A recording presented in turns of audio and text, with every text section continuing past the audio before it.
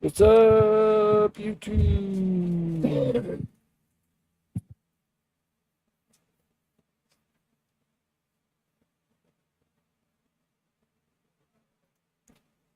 What's up, Michael?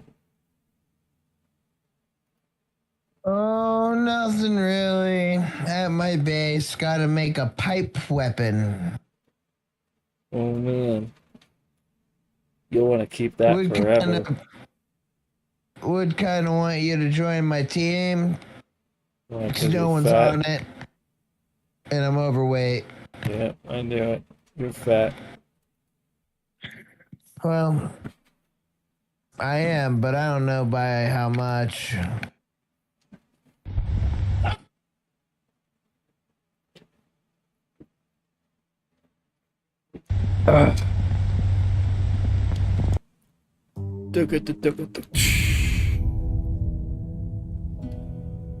Fallout 76 News. Good times with bowling balls. Hey, hey.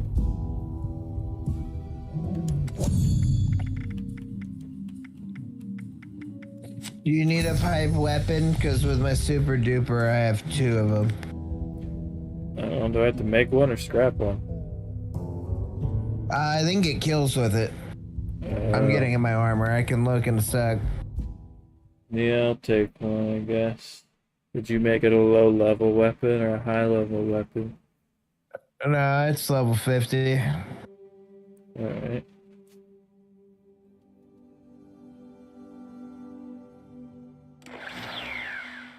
I mean, you might even start at my base. I don't remember where you left off at. Yeah, at your base, I'm pretty sure.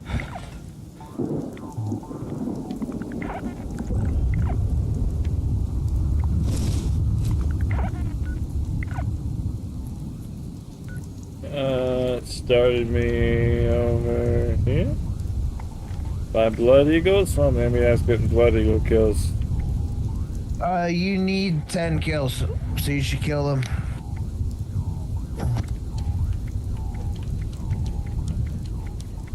We need a picture again of an alien.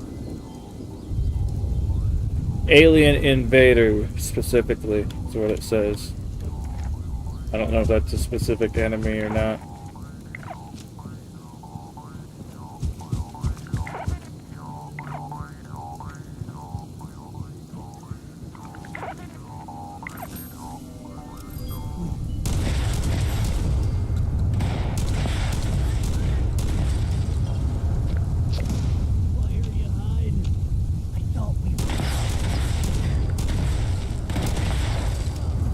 I have to take a picture of a Mirror Hunter.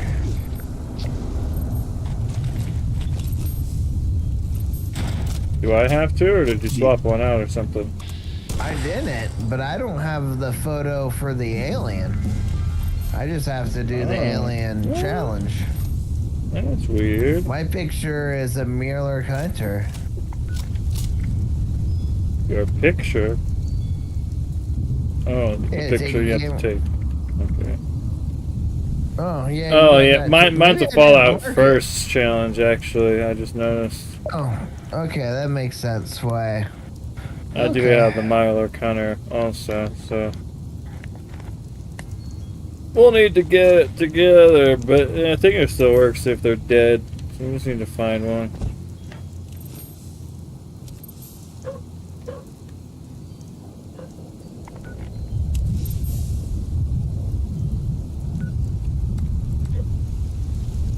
The daily op. Insects are animals, right?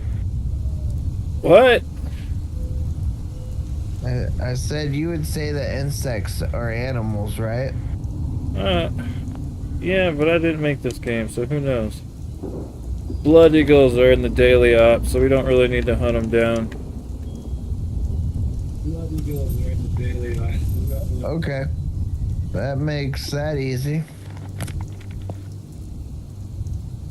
But I still didn't give you that gun. Yeah, where are you at? At a place with animals. Can I come there? Yeah, I'll jump on the roof until you come here. Because there's dogs here.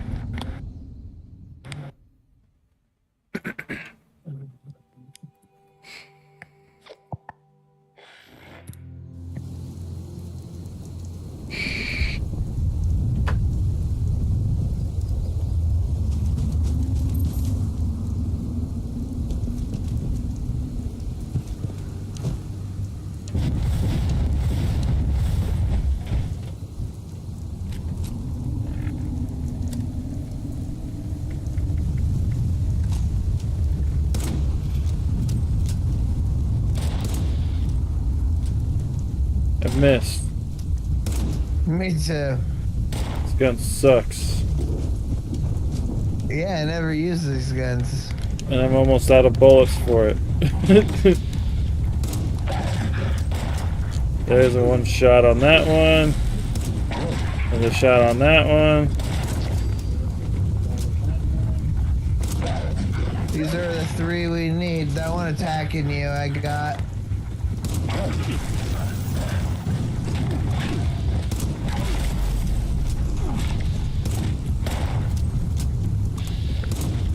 I hate this gun. I got my 3. I got 2. Oh, there's one right there. I Get it. shot him. Kill that thing. Kill that dog. There's my 3. Alright, now we need to do the alien event.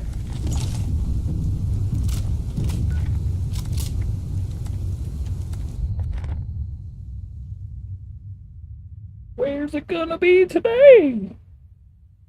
I need stuff to scrap for fertilizer.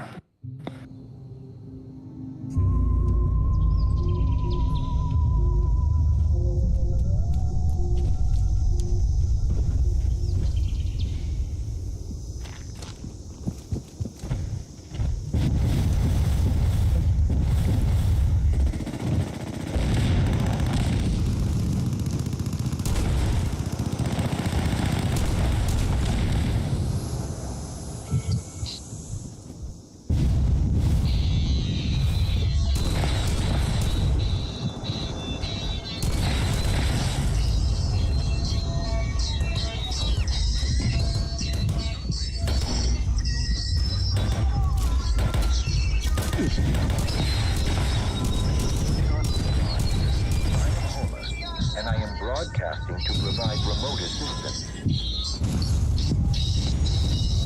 You need to hold out until the alien commanders show themselves. Eliminating them should bring down the force fields on the brainwave cycle.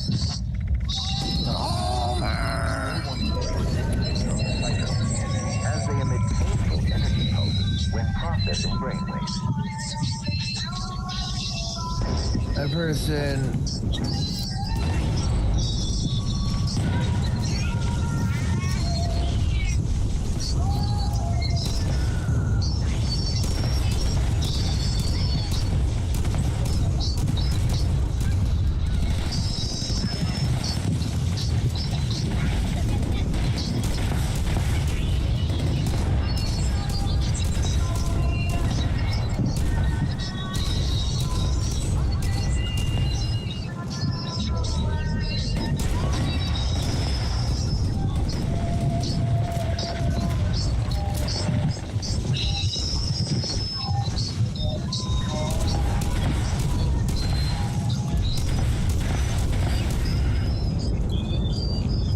Let me know if you see one that says Alien Invader. Alright, I think it's one of the ones that come near the end.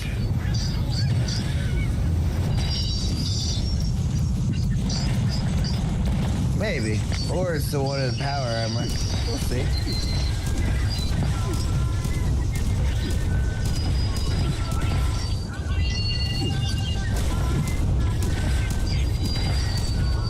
Their commander is coming down now.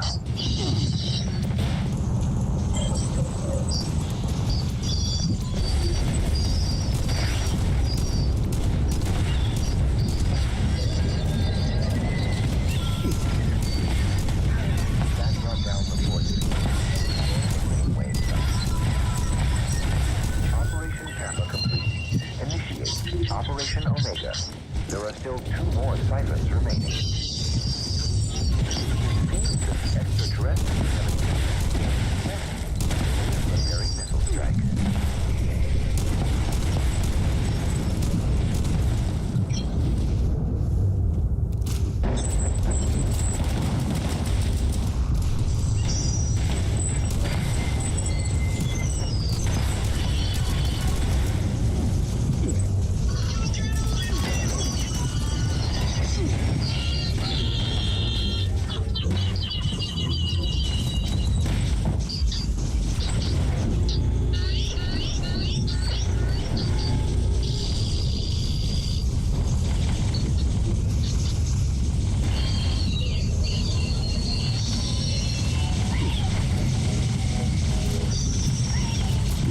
Oh, there's a lot in this building. I haven't seen one in a long time. In this building, look for my name. There's like 8 or so or more in here. Which alien do you need? Invader. Okay.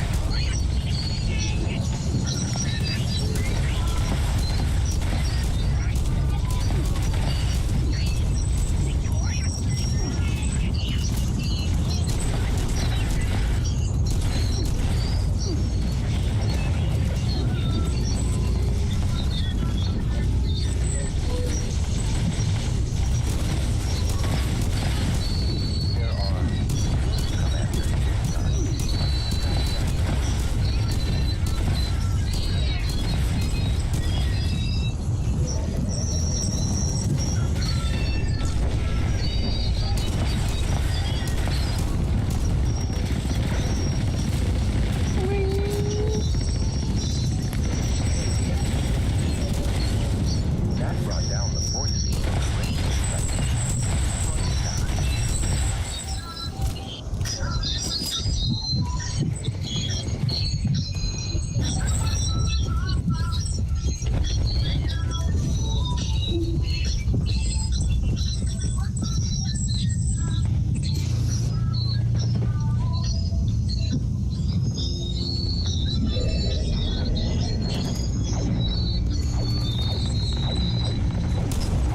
Alien invader.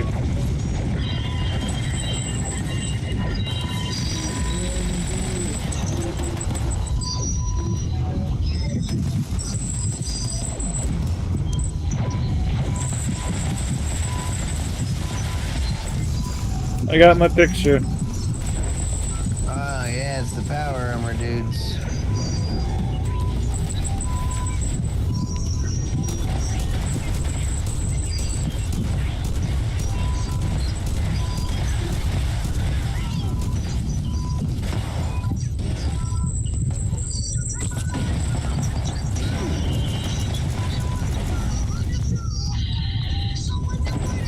I need help.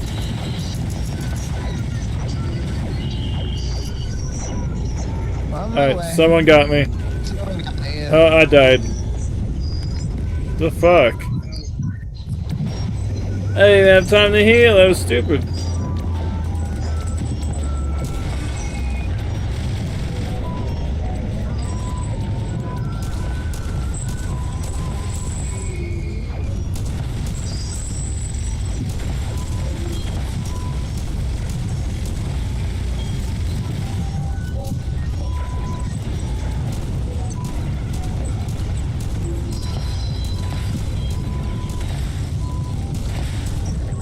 Hold the key to the final force field. Defeat them. And put an end to it.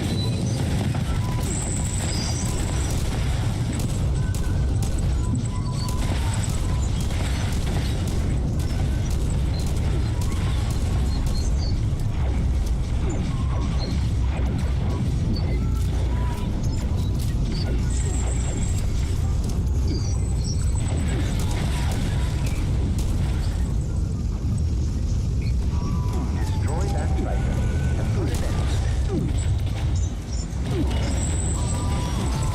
Defended our great planet. Well done. Your participation today was highly effective.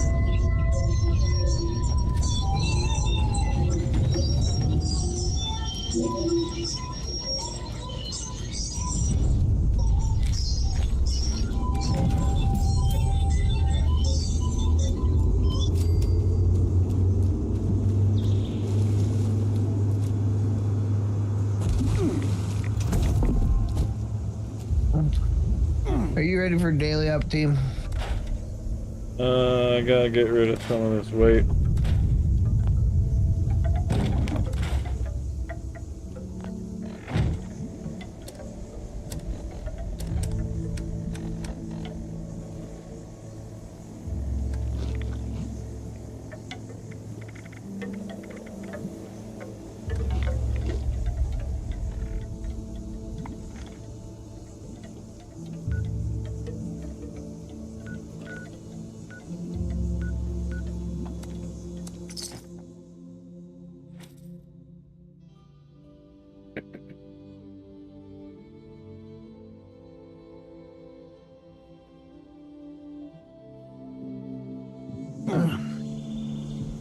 Gotta sell a ribeye. You have I just to? happen to have. Yeah, it's one of the challenges. Luckily, someone gave me a couple. You know, I can predict the future for totally useless things. Special talent. I mean, I don't know if I'd say it's useless. It's one of the foods that actually kind of help.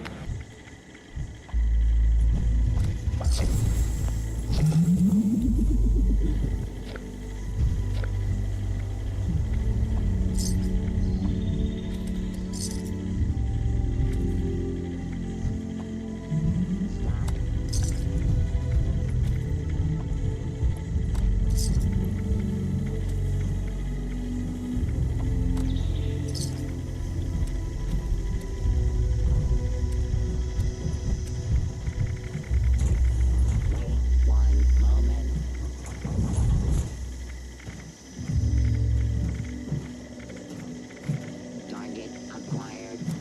I considered attacking you on sight, but I don't think I could hurt you more than life already has. We're done here.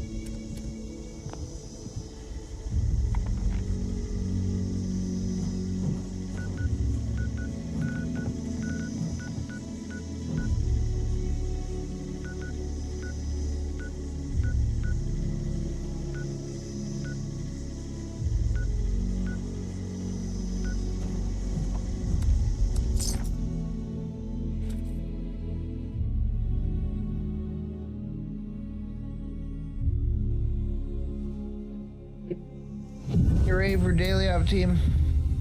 Sure.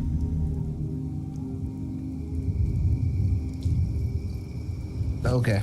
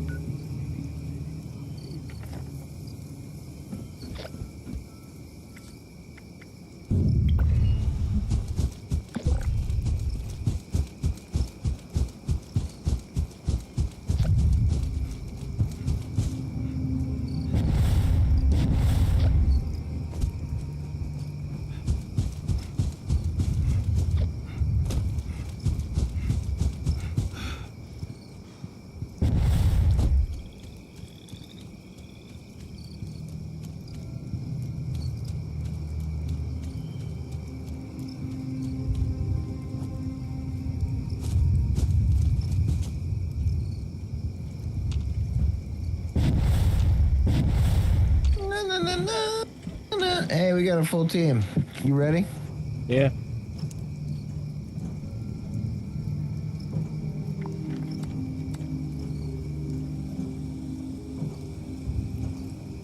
Danger cloud. That's armor good. piercing.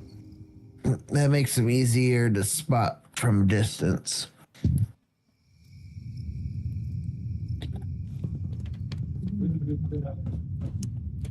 Guess it would suck if you preferred to use melee, but I don't know many people that really prefer that. Well, I mean, you know so many people. What was I doing? Oh yeah, lunchbox. Yeah, her other teammate would fucking show up.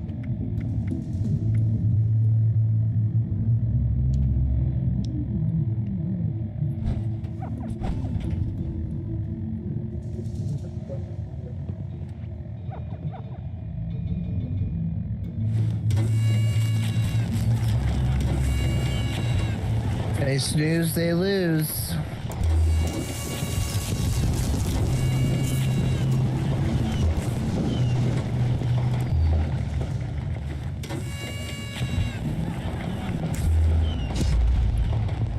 ships.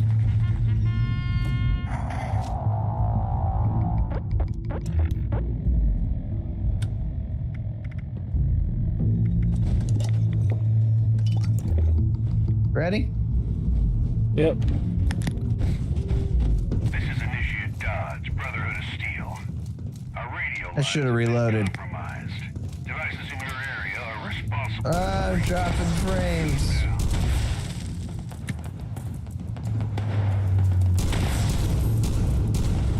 Also, try and keep this one quiet.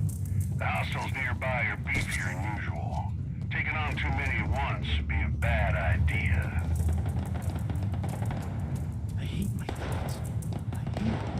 I leveled up.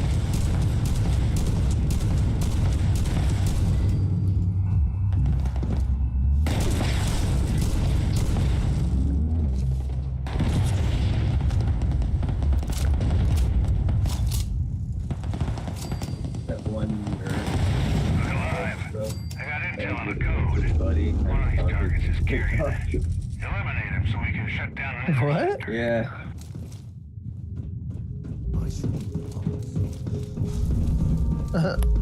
You know what I'm talking about, right? No. So the dude that's like made his car into a vehicle, whatever they call it, and they're the one that, oh yeah, I know how to play that. What's your favorite song? And then he just plays a random ass someone. Oh, You know what I'm talking about? Alright, time to get the work on the next scope. kinda, I think. I almost feel bad for him being tricked into guard duty and all. But we need to eliminate another batch. Yeah, that game.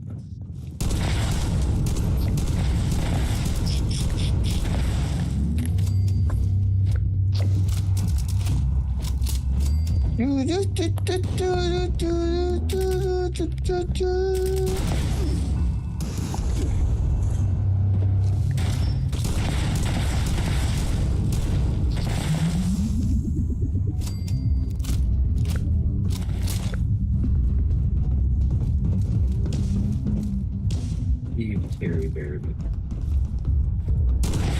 Oh yeah, I know that name. Be in your area now.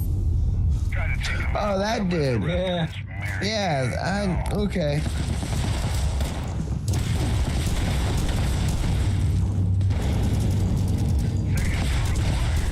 Same deal as before. Sneak over to an interceptor, shut it down.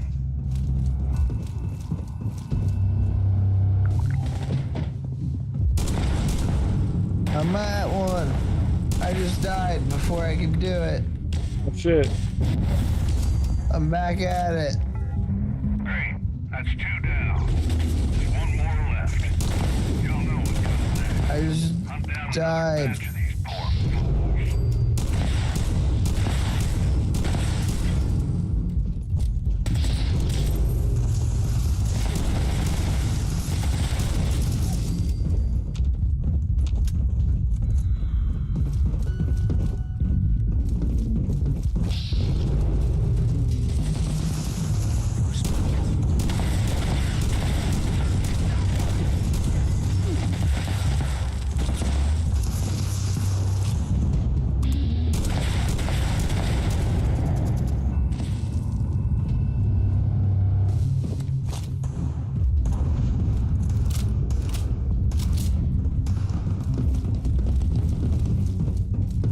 Code located.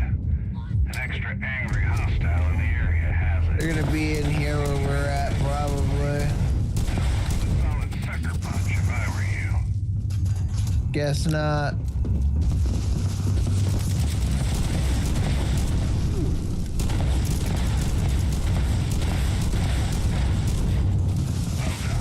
Another notch to add to your belt.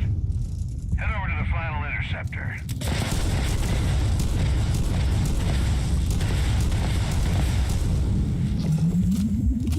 Yeah, completed my weekly Blood Eagle kill challenge. And we're Well, that's good. I'll sleep better knowing our guys are communicating over secure channels. Thanks for doing your part, team. Ad Victorium. Yeah, I ranked up and got a skin for some weapon. Weapon skin. Cool. I got a plan for a gorilla chair. I got a plan for a kid's truck bed and a plan for space alien power armor torso. I don't know if I have gorilla chair. Yeah, that sounds new. I don't know if I have the kid's bed plan. I can kidnap children.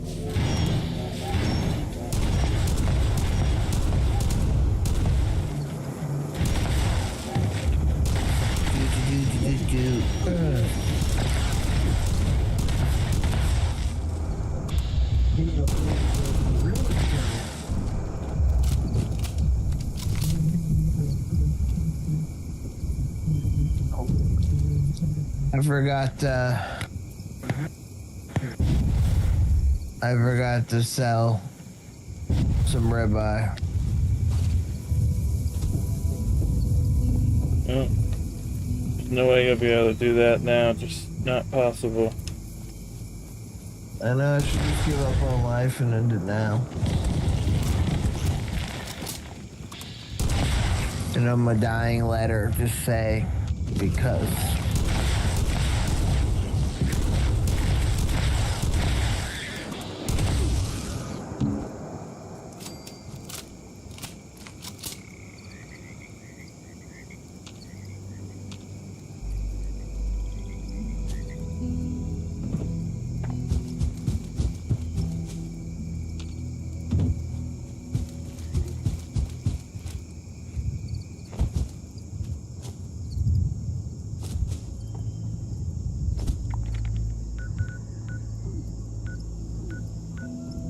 Where's the fucking house I'm looking for?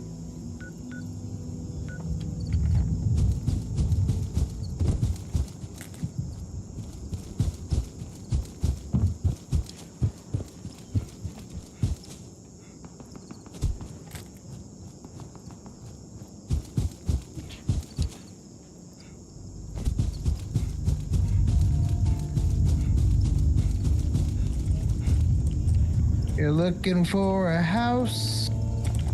Myler, now I just need a hunter. Well, let me know when you found one.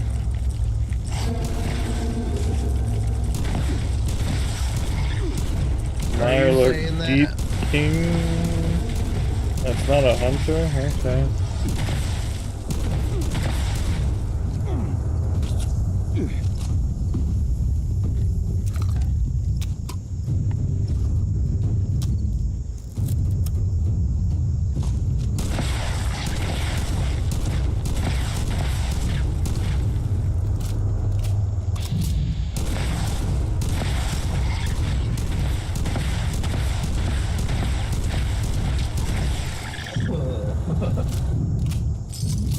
It's so retarded.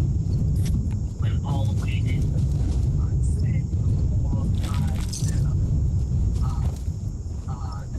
I farted on a guy's ball sack when he went all the way in. I said, what the fuck? Alright. You find one there? No. Alright. That's where I was gonna go. Guess I haven't found one yet.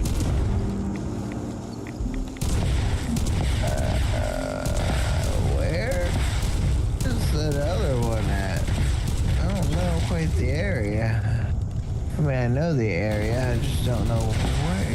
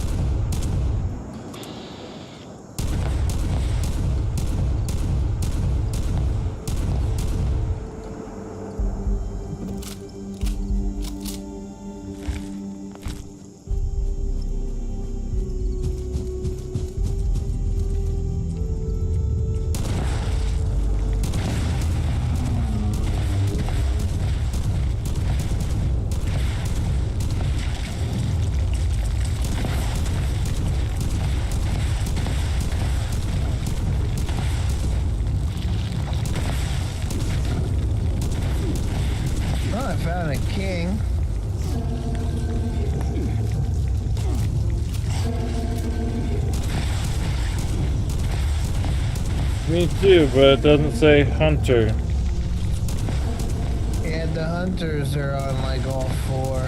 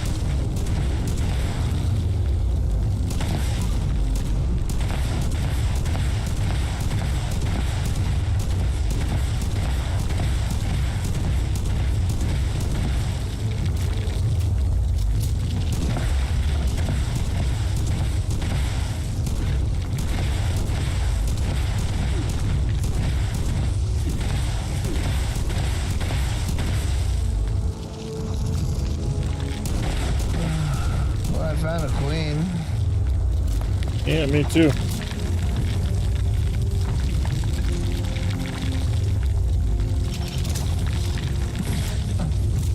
I almost think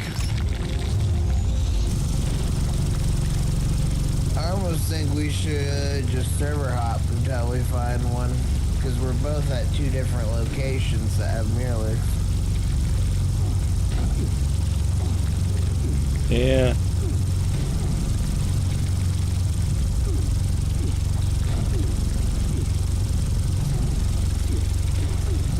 Or you could do a private server.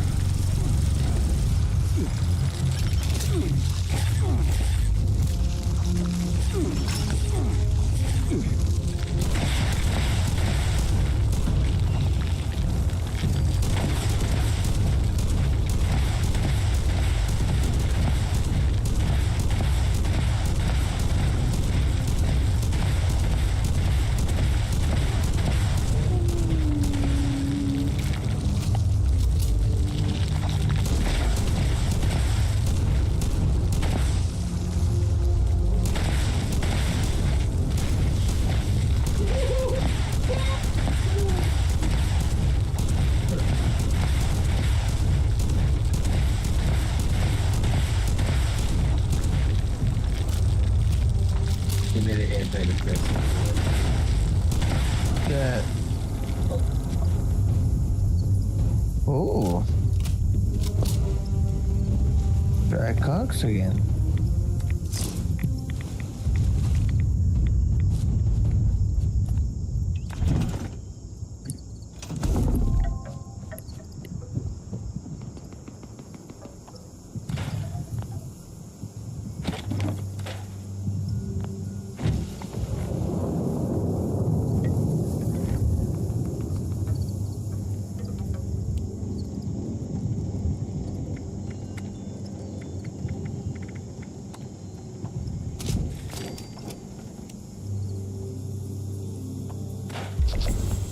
I died.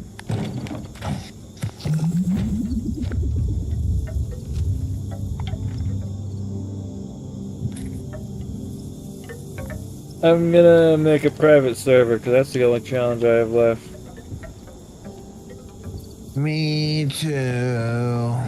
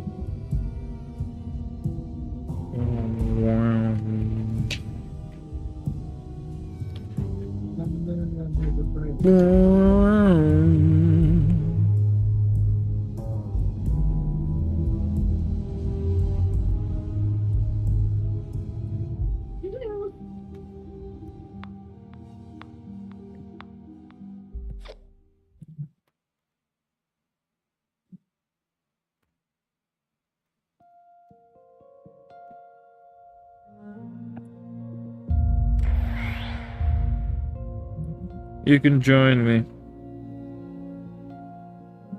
Yeah, that's if I want to. Which I do.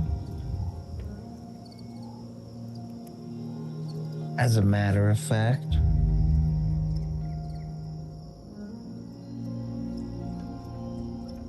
Bam, bam, bam, bam, bam, bam,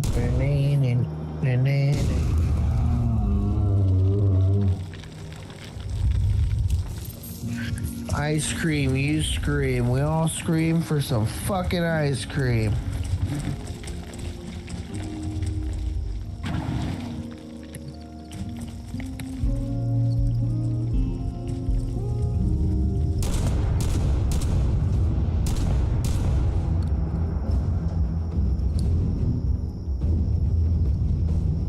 Hunter! There's a hunter here. Alright, I'm on my way to you. I need to join a team. I'm overweight. Okay, I made a team. Oh, I died. Never mind. I did not get to take that picture.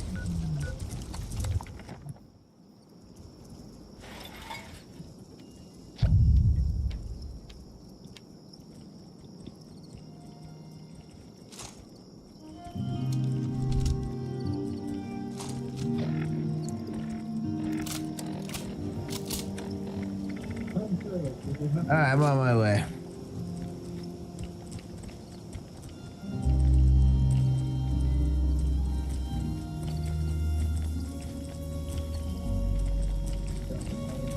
Man, there's a delay. Because he just died on my game. I mean, on my TV. Where are you at? Alright, where's it at?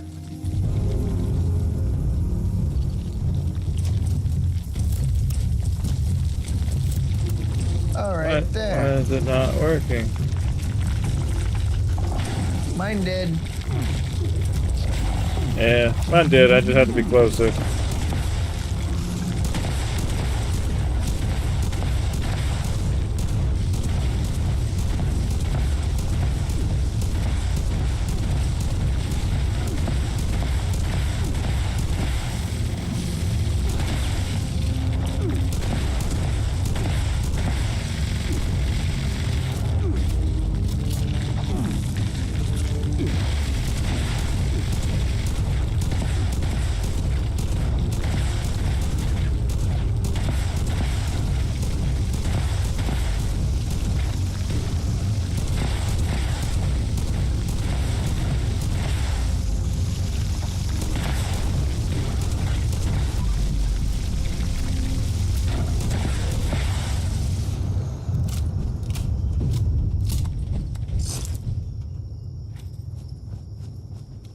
Alright. Is that all you got to do? I think so. You do the fertilizer one? Yep. Alright.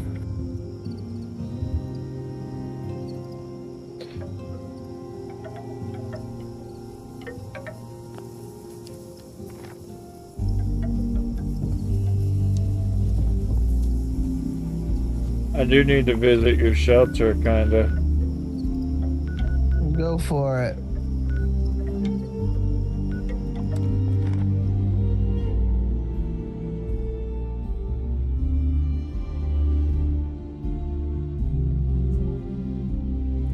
I think I meant to do that last night too, and then I forgot.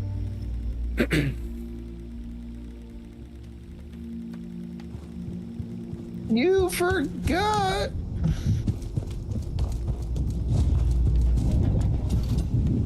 I could just log off and then you fall to your death.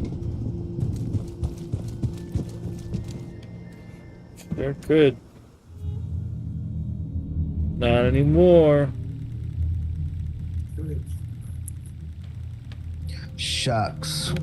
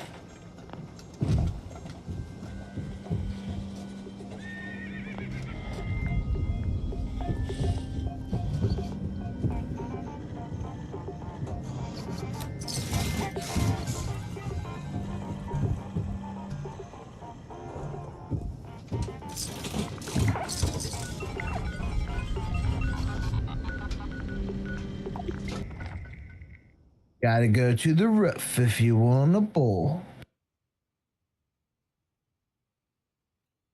I just remembered that I've had my water base up for a little bit. I need to go get some water.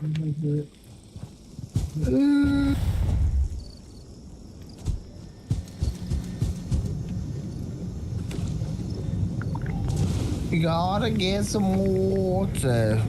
Some of that water. Yep, that purified kind, not that kind with piss in it. Well, I'm all done with my dailies.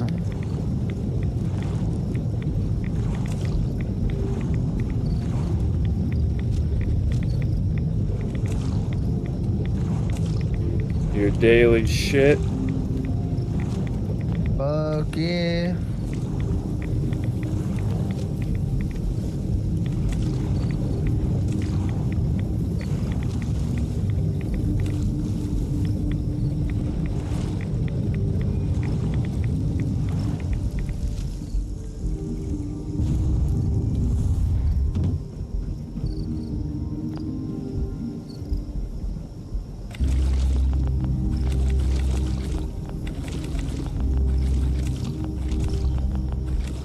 You build yourself a bowling alley, you got enough space.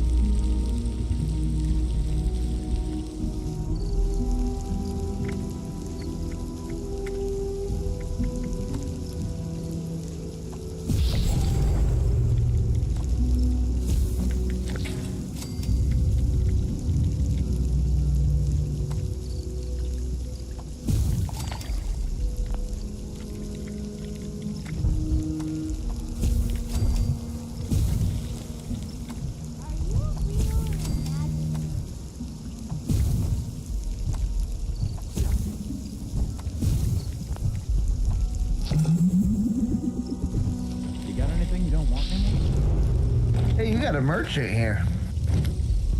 Sure do.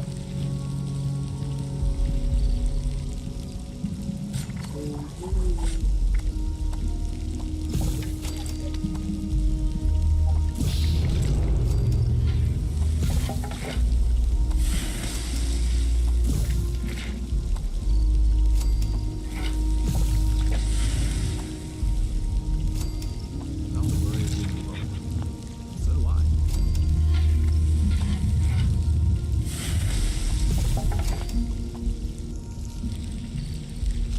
I hear it's never too late to start saving. Lucky for me, I've got a few loose teeth.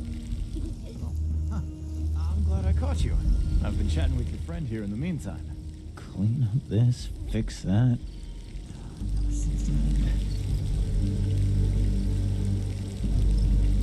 I don't like fox foods. They taste funny.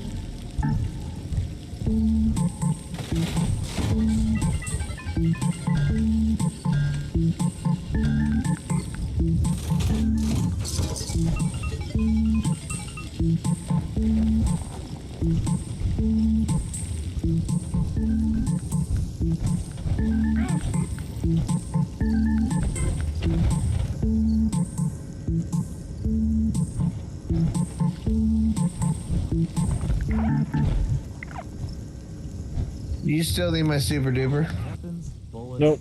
I got them. Alrighty then.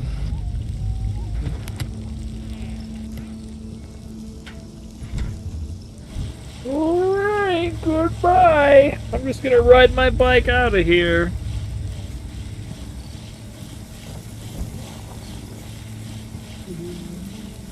I'm on my way.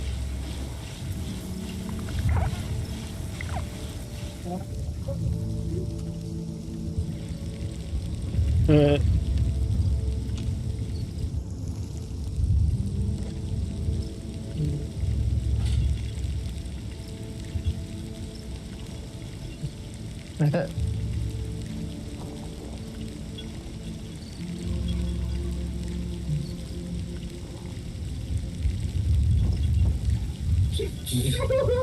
Called the greaser.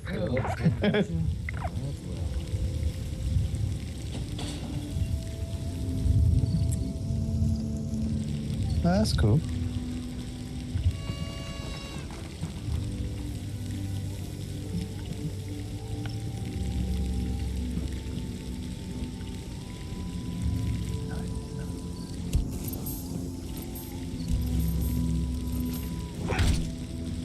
Some weird Oh. I've had the mispleasure to run away from. he disappeared. Were you a ghost? Were you there at all? Am I insane? Did I imagine the whole thing? Yeah, pretty much. You psycho. You psycho. Damn, it's late. Not really, but I feel like you played a little later. Oh, even now. No, we didn't. This feels that way.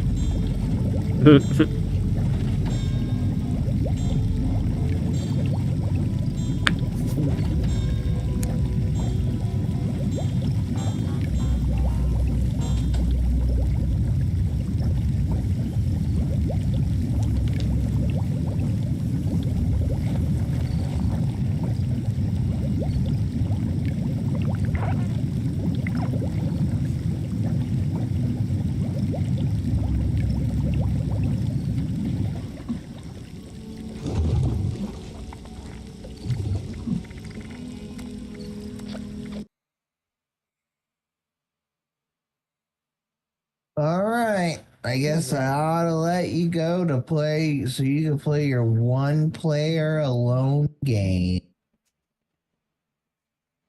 Yep, it's that time. Yup, it is that time.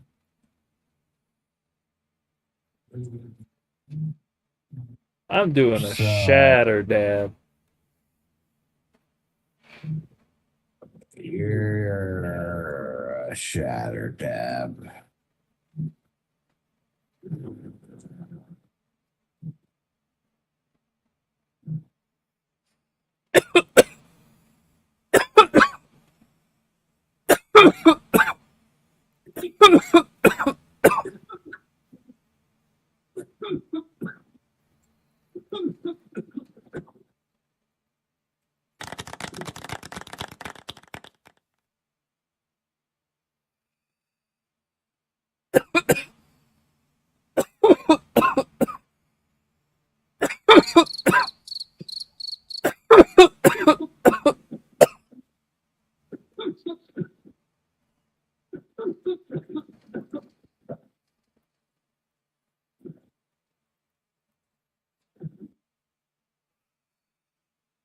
And I gotta get up to get my controller.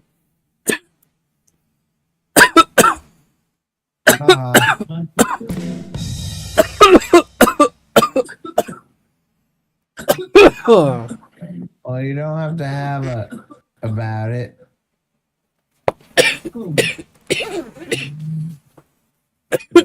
I need to get some custom sounds. Yeah, you should. Because I will abuse them. How do I get this back to the normal fucking screen? God damn it. You told me before, but I don't remember. Just click on the general text chat on the left. That should do it.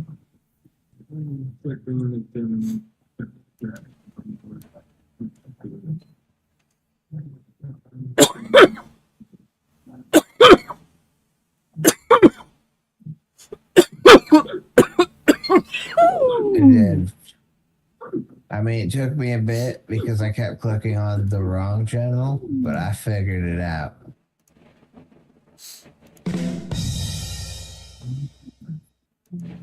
Damn right. More like.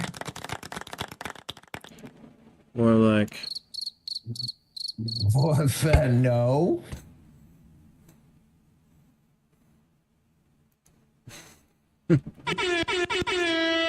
You did it. You've done it now. You did it. Your face did it. Bow, bow, bow, bow. Choo, choo, choo. Oh, you did a little drum solo.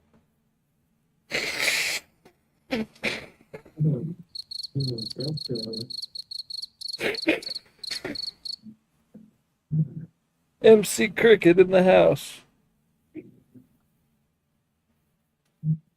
MC Cricket in the house. All right. Goodbye. Goodbye.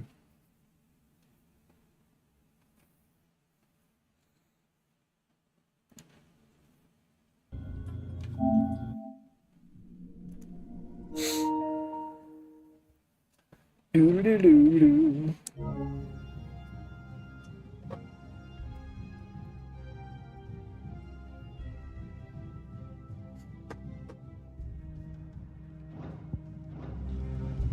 Alright. Time for more of this badass game. Clive, you're back. I am.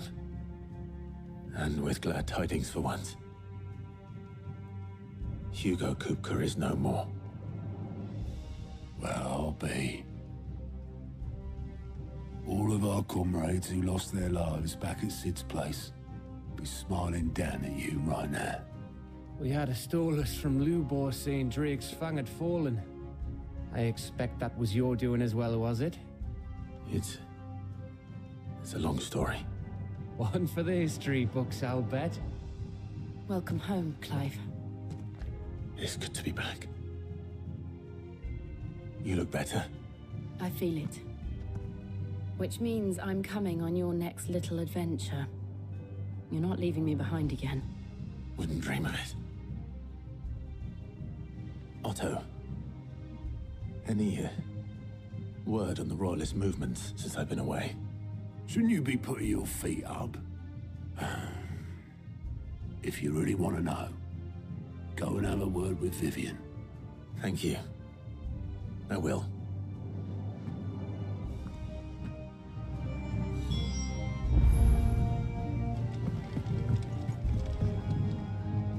Ah, the conquering hero returns.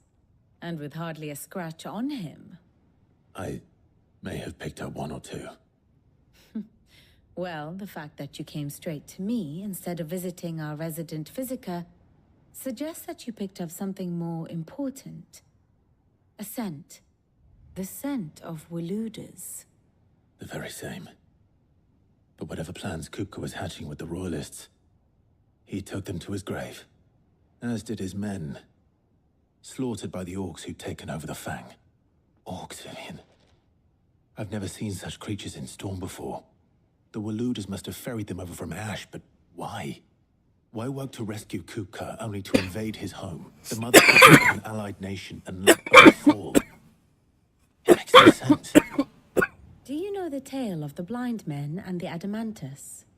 One can often be led astray by focusing too closely on individual details. One must instead see the bigger picture. And what bigger picture is there than my map?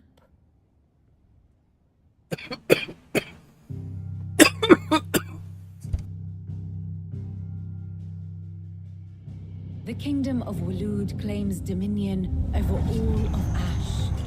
It is a nation forged by the bloody conquest of Barnabas Tharm, the dominant of Odin. The Canvarian War of Independence in 849. The Battle of the Twin Realms in 865. The Battle of Belinus Tor in 873. Wheresoever his armies fought, Odin was found where the fighting was fiercest.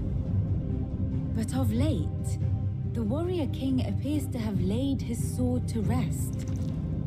Battle rages for control of the crystalline dominion. Yet Tharm sends not a single ship in support of his Dhalmekian allies. Meanwhile, the Blight ravages great swathes of ash. Yet warlike Waloed shows not the faintest interest in laying claim to untouched lands. So why go to the trouble of sending an army of orcs into the heart of Drake's Fang, only to make no attempt to claim the Mother Crystal for Waloed? It can hardly be for lack of men. Tharm's armies rival any in the Twins. No. We have not seen the last of the Waloed standard. Odin will ride again. It is but a question of when. And on that day, who will be trampled underfoot?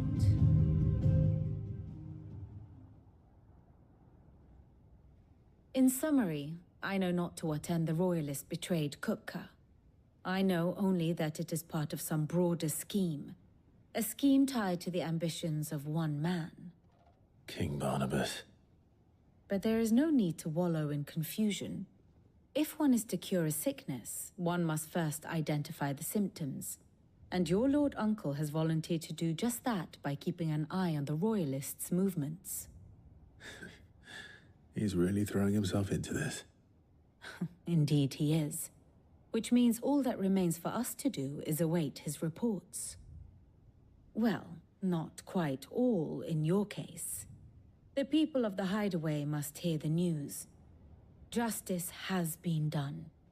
Hugo Kupka is dead. The wounds he left that night are still raw, especially for those who lived with Sid the longest. Tell them that those wounds might finally begin to heal. Consider it the price of today's instruction. I've never known you to be sentimental. What can I say? I am only human. And we are, all of us, sentimental animals at heart. I suppose we are. Very well. I'll go and spread the word.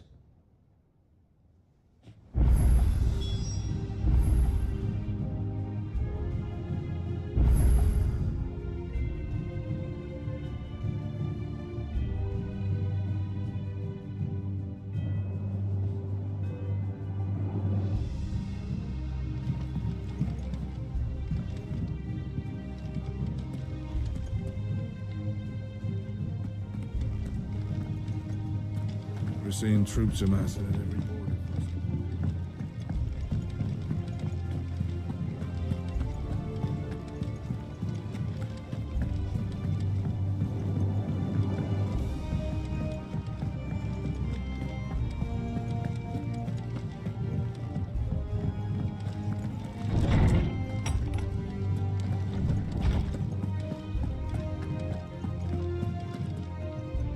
Ah, Clive. Have you come seeking the gift of knowledge? No. To share mine, actually. Hugo Kupka is dead. Oh my. Can it really be true? Look, he's crying. He is. Big baby. And with good reason, children. These are tears of joy. We must offer up a prayer to your parents that the heavens might weep with us. There shall be no lessons today, only thanksgiving and merrymaking. Go, put away your things. All right. Brilliant.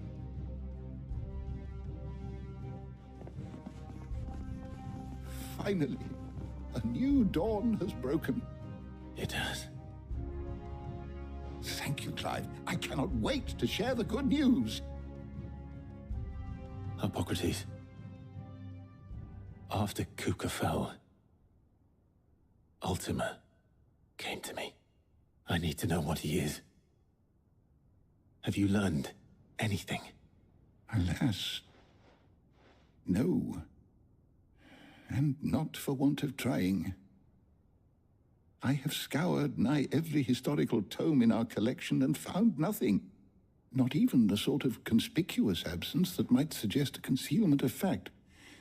One is almost tempted to conclude that such a creature never existed. But I saw him. With my own eyes. I don't doubt that you did. Alas, it seems you are the only one who has. To others, he reveals naught. We see only that which he leaves in his wake, like some terrible force of nature beyond the ken of mortal man. A bringer of death. Whether the Ultima you met with was the being itself, or merely another projection of its power, I know not. But until I do, my investigations shall continue. Thank you. It means a lot.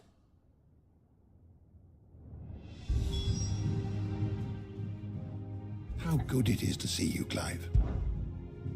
I don't believe you've read this particular chapter before.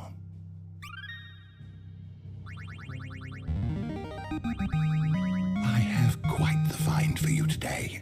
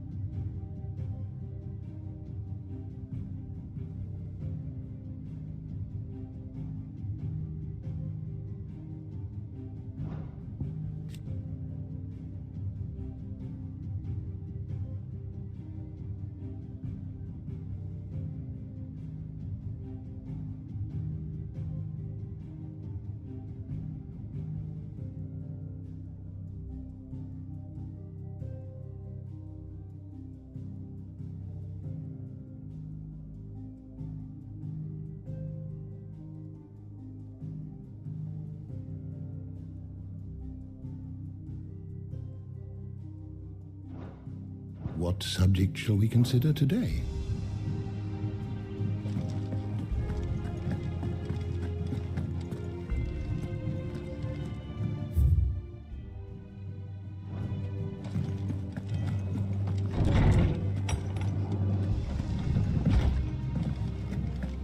Thanks to Sid, the man who hurt your mother and father is gone. I'm sure they're looking down on us now and smiling. I'm smiling too. Yeah, me too. Thanks, Sid. Not bad for a boy from the Imperial Barracks, eh? Welcome back, Sid. Might be a man.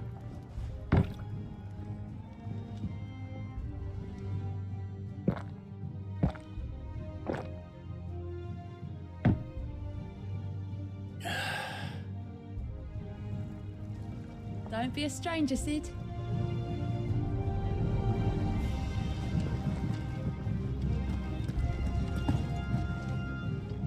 Well, someone looks pleased with himself.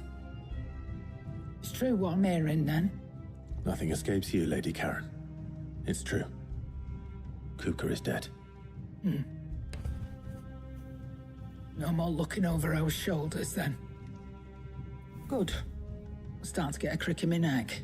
Don't let it go to your head, though.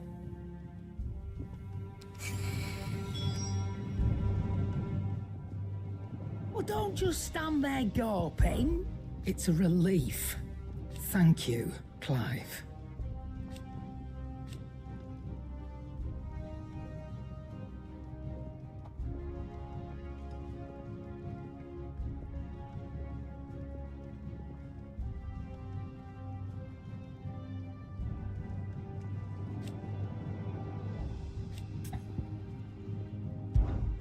If you're gonna buy something, be quick about it.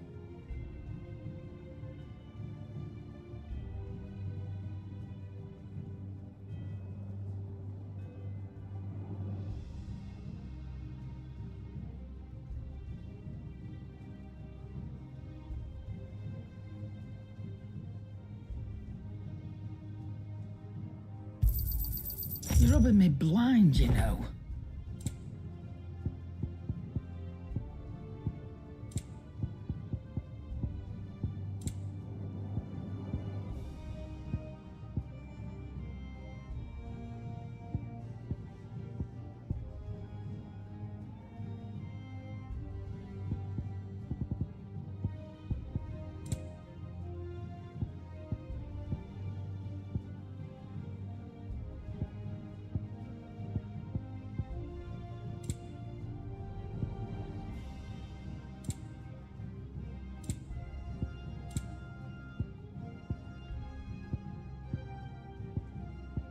Is that all?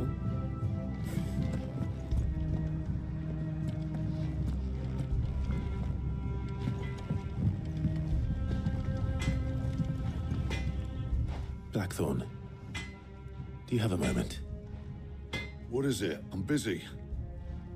I wanted to tell you that Hugo Kupka is dead.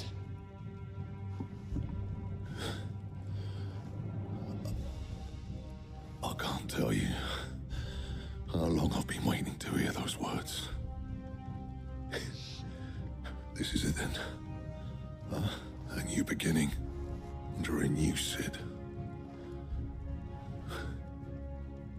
I'll try to live up to the name.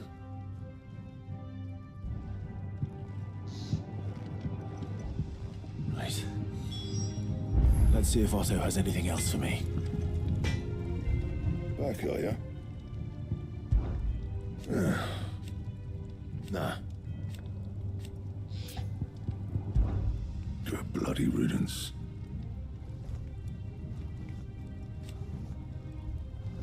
Morning, Clue.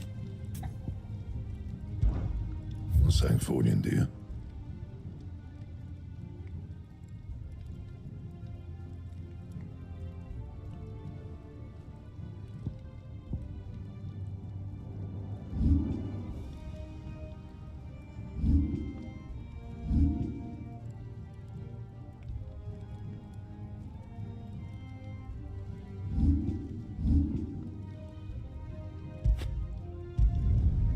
My best work, but it'll do.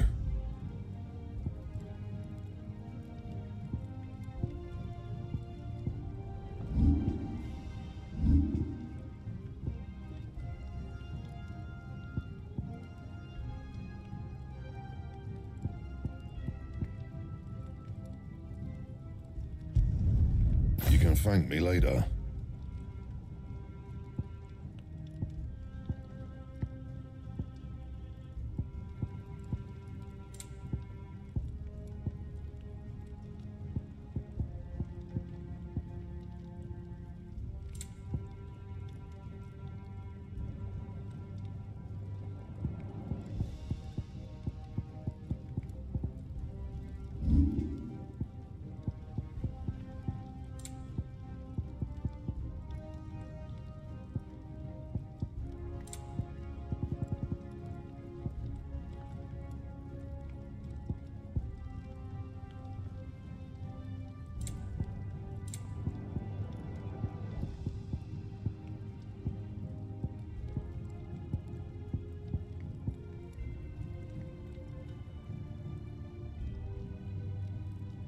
Don't waste my time.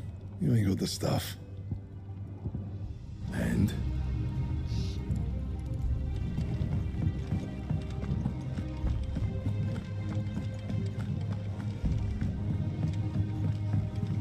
I'm telling you, it's true. I heard it from Otto's own lips.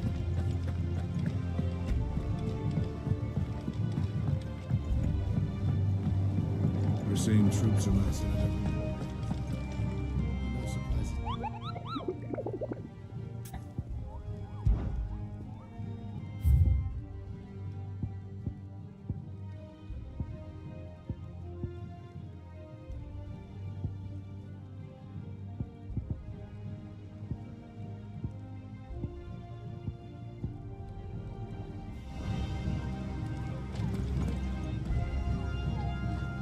You barely sat down since you came home.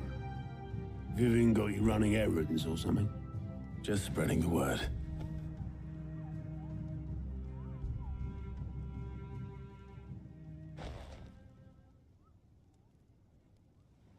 So, the Professor's got a soft side, has she? I'd never have guessed. No. She was right, though. Everyone was glad to hear the news. Ah, but you ain't told everyone. I can think of plenty of friends back at the old hideaway who'd sleep more peacefully for knowing. Not least of all Sid. You should tell him. You're right. I should. And I will. Well, when you do, be sure to take Mid with you. She's been going at it hammer and tong down at that workshop of hers. trying to do her father proud. I can't remember the last time she visited the old salt's grave. Very well. I'll suggest it.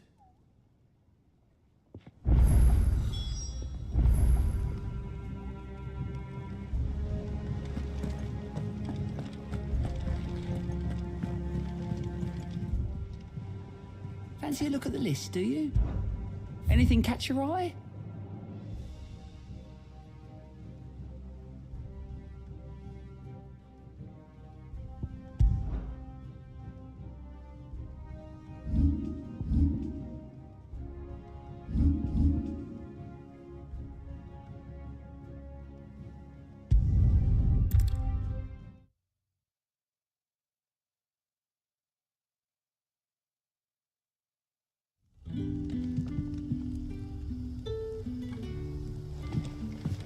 Good day to you.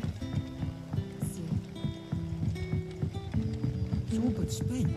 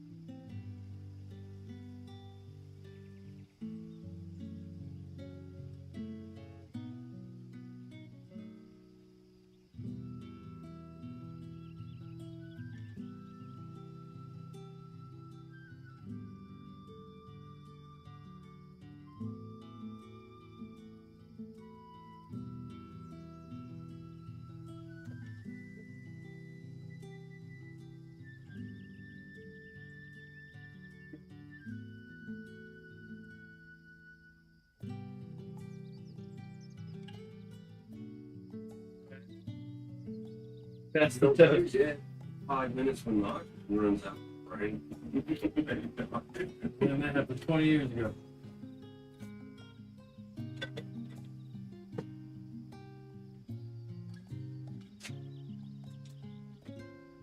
It is the only time that thing unreliable.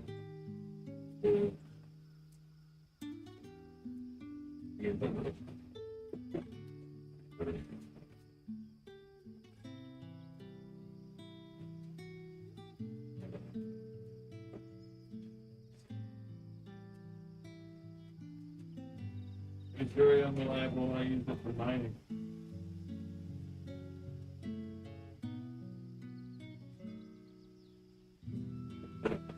Just fucking cabbage.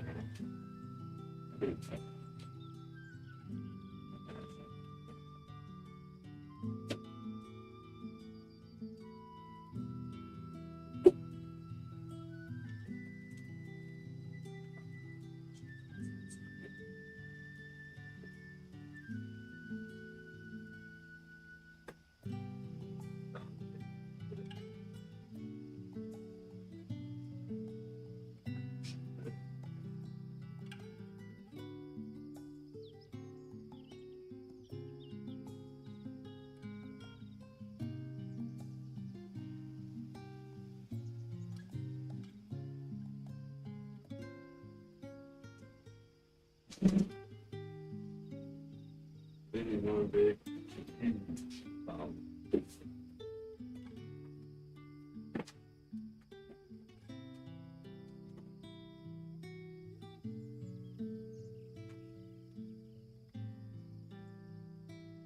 covers. Good night, juice. Truthfully, if you're just playing by yourself, you won't need it, unless you want to play loud.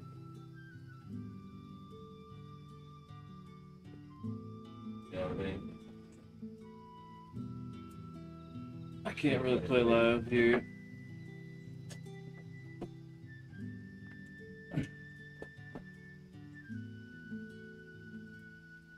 I'm just gonna be positive today, and I looked in the mirror today when I woke up, and I was just like, I'm good enough. No, I'm I wasn't smart doing enough. that. I'm just like, don't get angry today. Don't get angry. Don't get angry. Every time I said it, I got more angry. But my point is this. So let's put this in the context. Give the context. So the night before, she couldn't sleep. Oh, And yeah. for 24 hours, probably even 48 hours, she was just like doing every kind of angle in terms of like convincing me not to go up. And I was just basically saying, all you have to do is introduce us. And I'm getting her ready for, and if you think that we're bullying her to do it, no, because we have a gig in Cancun, November. Yeah. And it's in front of a live audience. She's got to be there. And I want her to be used to an audience. Yeah. Right? So it's like, it was like, and we're not humiliating her. And also, I was going to put her up on stage just on her own, but I didn't do that. I was on stage with her. Yeah, you were up there with her. It was to, nice. To make it safe, right? So, play it. Killed it. Let's see it. Why don't you guys give her the love, right, that she deserves? Round of applause for Rudy, everybody! They're chanting, Rudy, Rudy.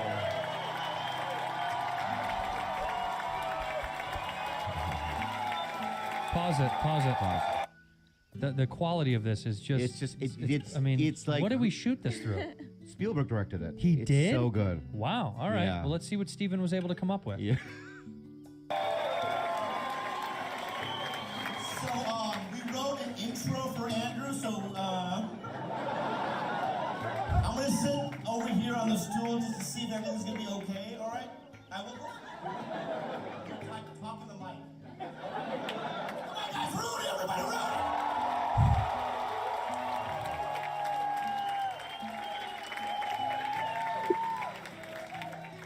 Pause it.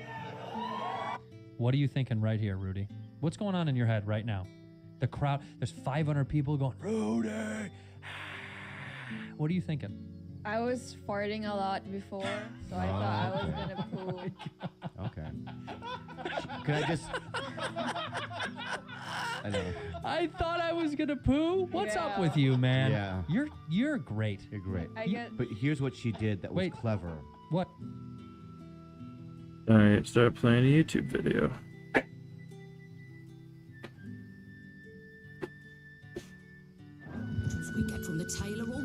worthless.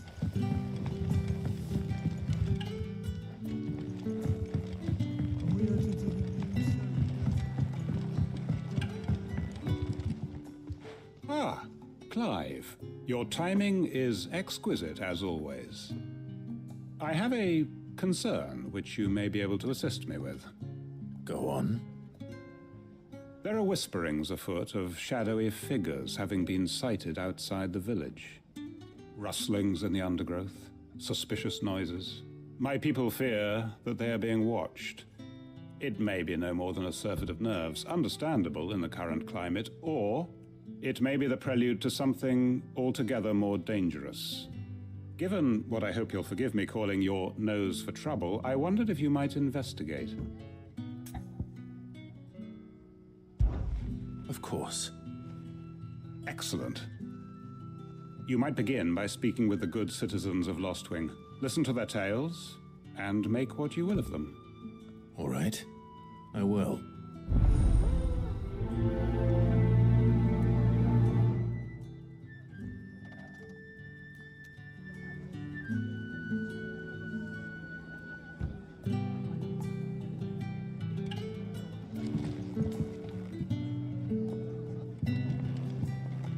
Right. Let's see what the people of the village have to say. I'd better find out if this is just nerves, or something we need to take more seriously.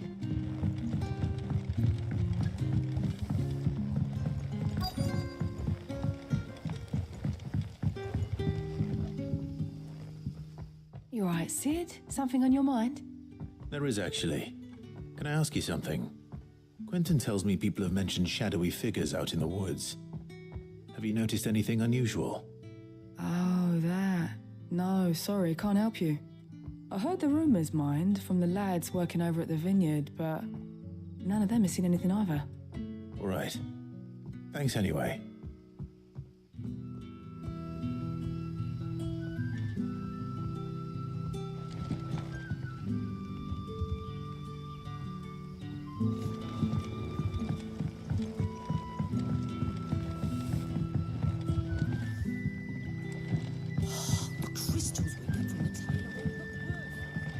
You're quite talented with that rod of yours.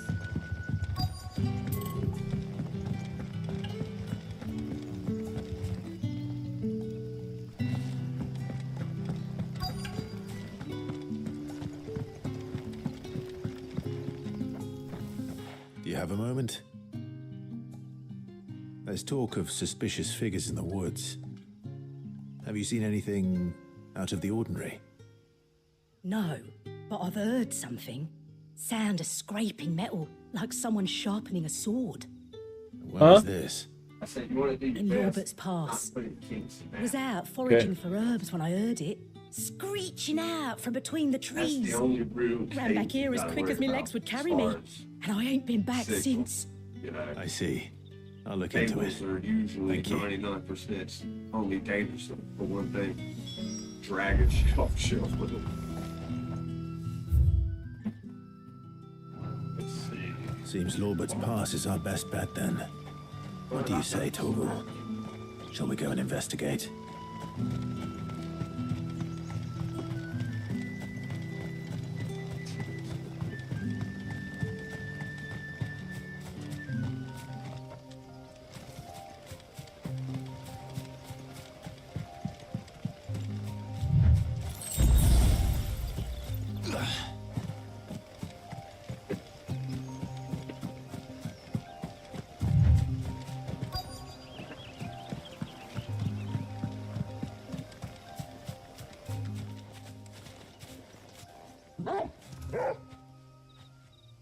You there? Fuck! He's seen us. Get them before they escape. Black Shield. Here. What hell are you doing here? What is it to you? Not that we give a damn. All that matters to us is that you don't leave here alive.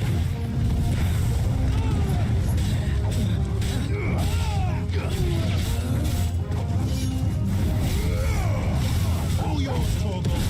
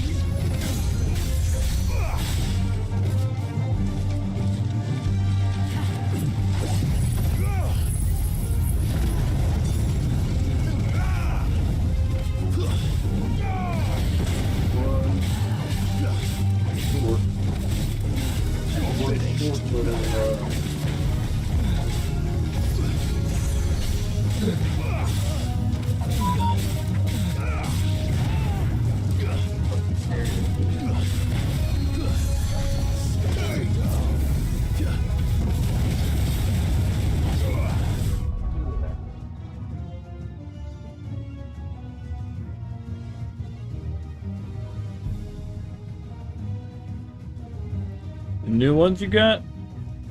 That You talking about the new ones you got? new little tiny stereo tape. I'm using one of the monitor cables. That's fine.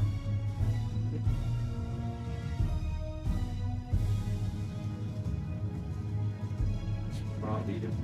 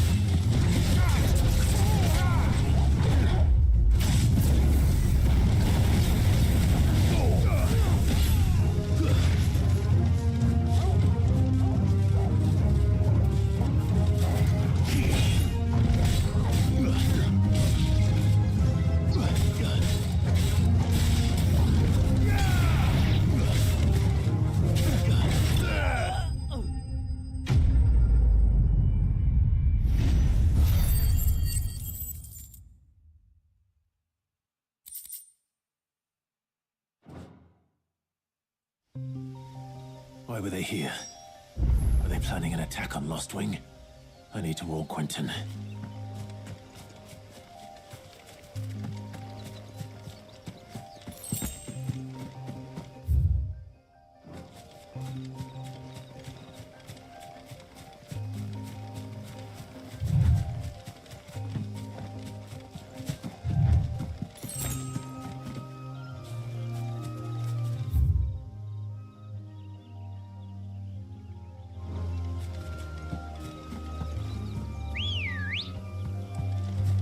Ready, go?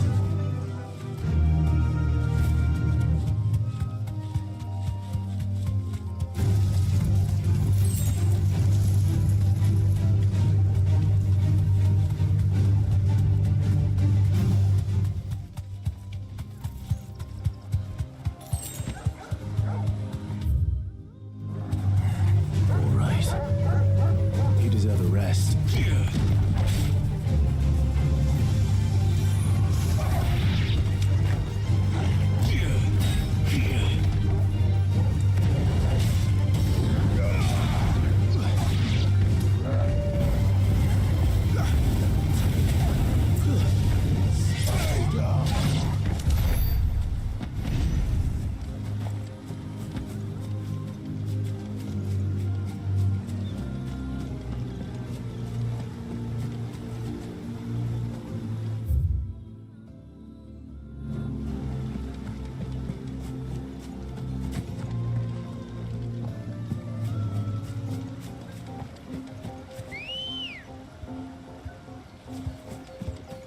Come on.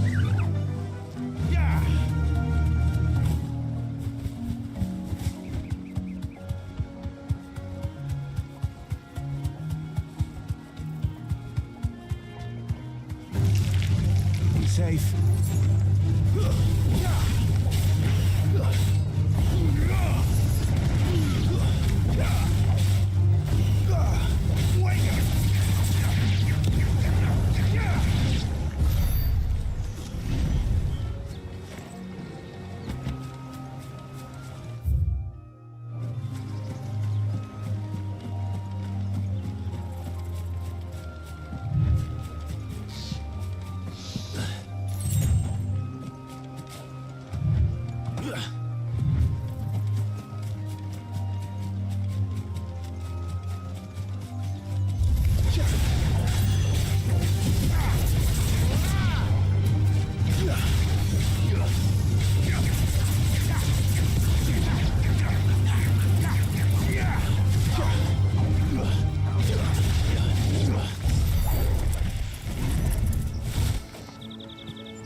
Not in there anywhere.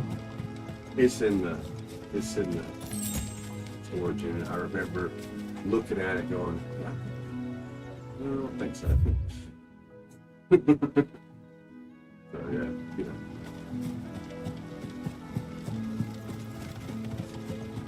But the headphones are gonna work.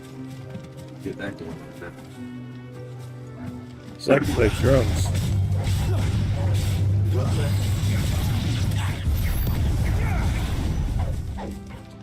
I'd have to find the cable for it. Wish you luck.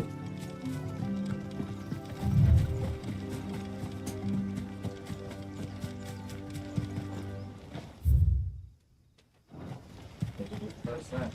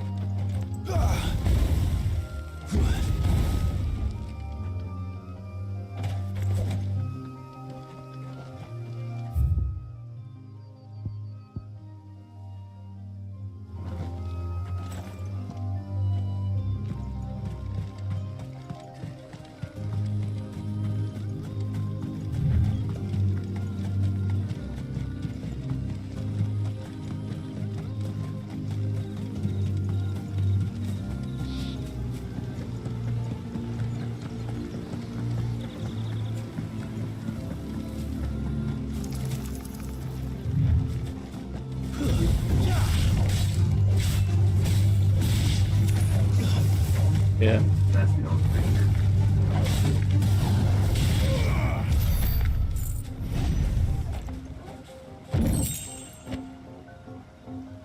thing. I might have one.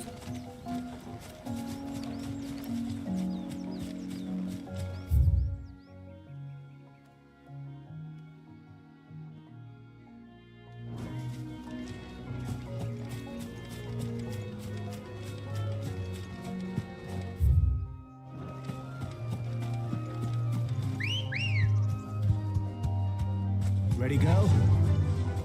Run like the wind. Time to fight.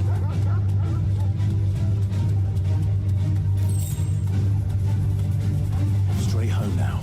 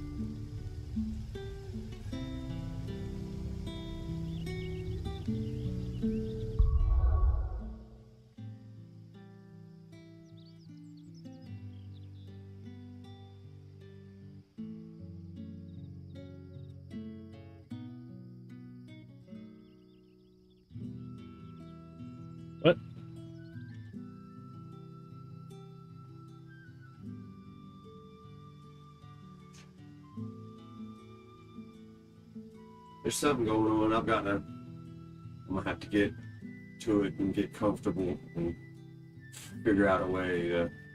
I know I got to go into the audio settings of the actual computer and reset everything.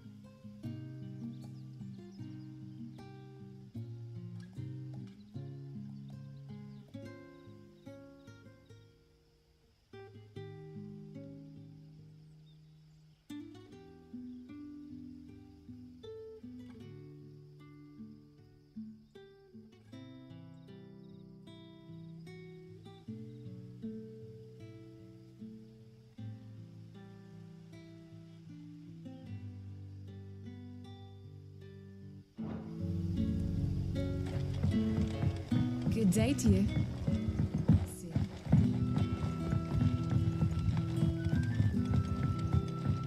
The crystals.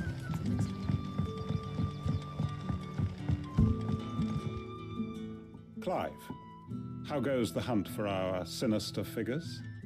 I found some black shields hiding near Lorbert's Pass. They're gone now. Black Shields. The Empress's former bloodhounds. Though they serve another master now. One who means to root out and destroy both me and those I care for. And it would appear the pack has finally caught the scent of its prey. Damn it all. I had hoped I would have more time than this. More time to prepare. But if we are cornered, we have no choice but to bite back. And bite back we shall. I'm sorry. You're going to need to explain. Who did the Black Shield serve now? And why would that person want you dead? Because I want him dead. Who? The former Lord Chief Justice of Sanbreque. All that I have built here is for him. I don't understand. Why him? Why Lostwing?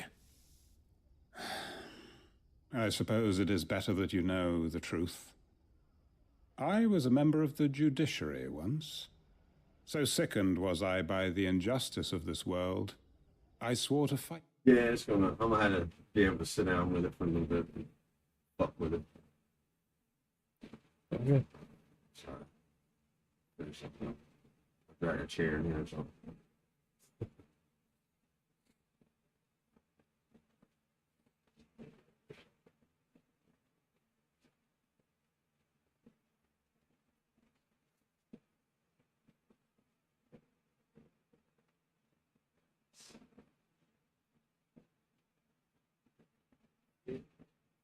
It. And fight it I did in my own small way. I saw more than a few corrupt officials condemned to the very cells into which they had thrown blameless innocents. Men to whom the law was but a scourge to turn against the powerless. And throughout, it was the Lord Chief Justice who backed me, who was my one true ally in the quest to see justice done. So what changed? I discovered that he hunted bearers for sport. I was a fool to think he shared my hatred of venality and vice. His support for me was no more than a facade, a means of ridding himself of his rivals, a mask to hide the rot beneath. I filed suit against him immediately. His response, however, was rather more visceral. He had my entire family slaughtered, and he faced no punishment whatsoever. I lost everything. My loved ones, my livelihood, my position, the faith I had once held that any modicum of justice might be achieved through the courts. So I set about enacting my own. I tracked down every soul who served him and slit their throats myself. But the man himself proved an altogether more difficult target. With money and power come protection. And so I saw that I would need an army of my own. I came here to Lostwing and began recruiting like-minded individuals. And everyone here knows this is why you do what you do. Of course. They too have lost loved ones to the bearer hunts. Seen faultless friends sent to the gallows to spare the guilty. All under the watchful eye of the Lord Chief Justice. Our wounds are the same. And our cause is the same. We are comrades, and our revenge is already in motion. We know where he hides, how numerous and... Move the computer and the interface, just the interface back over, so I can sit down and fuck with it. It's gonna take a little bit. Okay. Why did you do that before? Because it worked. I thought we were missing Since I switched shit off so I can use it again, I gotta go back in and turn everything back on. I thought we were missing a power cord or something. We're missing that too, yeah. So The that, computer's not seeing the interface what's the power cord for? for the monitor.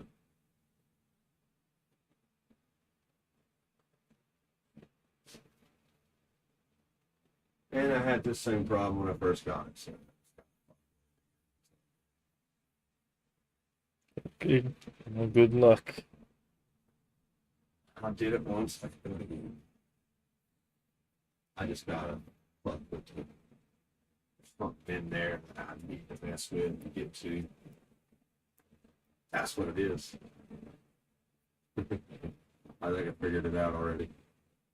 I was going in the right direction. I gotta go into the UA console and turn it on. Instead, I'll tell it to just talk to the computer and then it should pop up. Maybe. Fingers crossed. If that ain't it, it's one of the things that's not going to be it. Well, we'll figure it Not out. that big. We'll figure it out. Go ahead. I just said we'll figure it out. I'll get on my phone and fuck with it.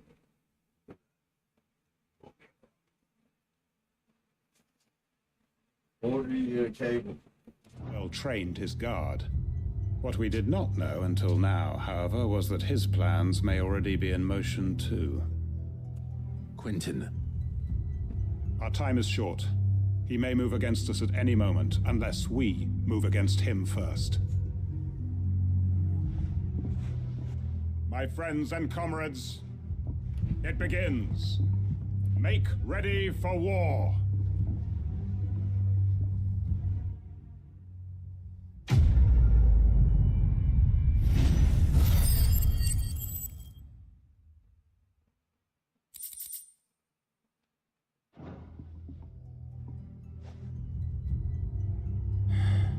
I'm not going to change his mind.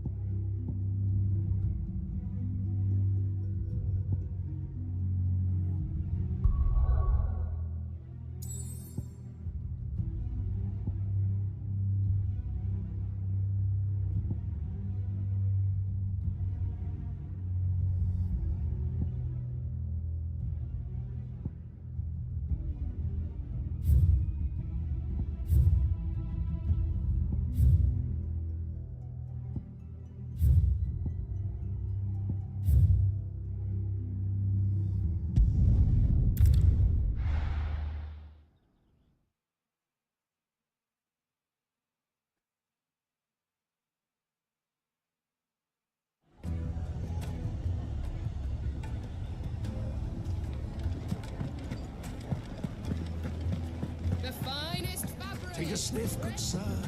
Entrance. Gone, just like that. And without so much as a by your leave. What's the matter? It's my apprentice. He up and vanished while my back was turned. I'd go and look for him myself, but I've got a bakery to run. A bakery that's now short one pair of hands. Loath though I am to rely on the kindness of strangers, I'm at a loss. Please, will you see if you can find him? I'll see what I can do. Do you know where he might have gone? I wouldn't be surprised if he was off somewhere mooning at Drake's Fang. He used to work there, you see. Poor fool left his heart in its hollow. All right. And that's where I'll start.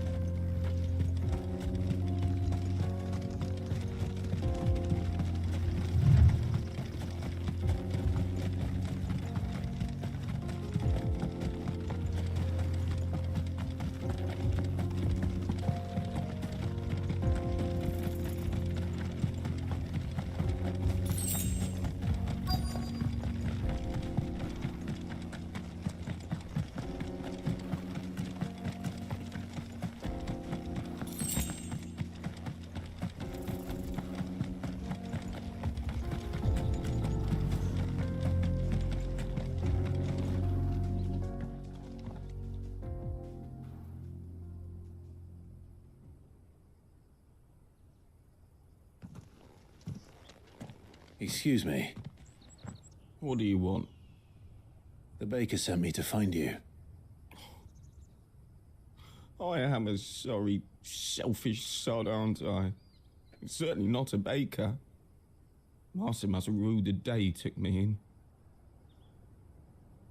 Time was the sight of the Fang used to calm my nerves. But now look at her. I take it you missed the Mother Crystal. I hated her, but she was all I knew. Worked her mines for years. And when she shattered, part of me shattered with her. I had to trade my pickaxe for a rolling pin, but I'm no good at baking. Every loaf I touch collapses. My bread's as hollow as I am. She was the only thing that could fill the hole inside me. Oh, I loved her, damn it. But now she's gone. She's never coming back. This little tiny bug keeps flying around my fucking face. I'm getting pissed off. How does a shell of a man learn to live again?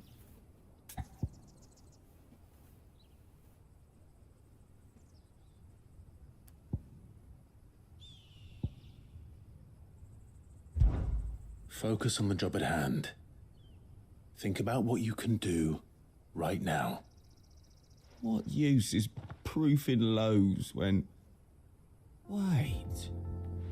Perhaps the solution has been in the bakery all along. You've opened my eyes. Thank you, friend, and fare thee well. Wait.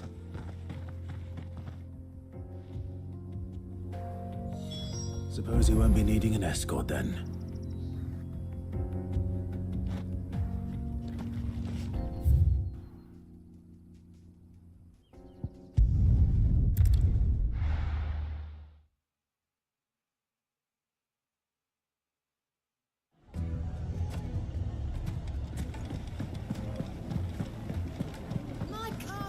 The most fragrant herbs and spices. Ah, there you are. The man who lit a fire under my wayward apprentice. Though I worry you might have stoked the flames a little too high. He damn near ran me down trying to get to my oven. Master, it's ready. Behold the Drake's Balm. A truly unique creation. I dare say it is. Just look at it. A perfect likeness of the Fang herself. Her steepled peaks, her fulsome spurs, her inviting hollow. True, my loaves collapse more often than not, but what's the Fang without her crater? Why, no Fang at all. And look, inside. She's filled to bursting with a bounty of beautiful crystals. Salt crystals! Master, I have found my purpose. I must use my work here to preserve the memory of the Fang. Well, if it tastes half as unique as it looks, I'd certainly say you're onto something. Not only is my apprentice back, but he's finally pulling his weight. With any luck, I might even have a new delicacy on my hands.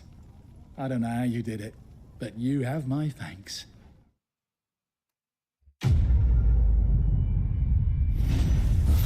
Have your thanks. How about some money? That's right. Give me the money.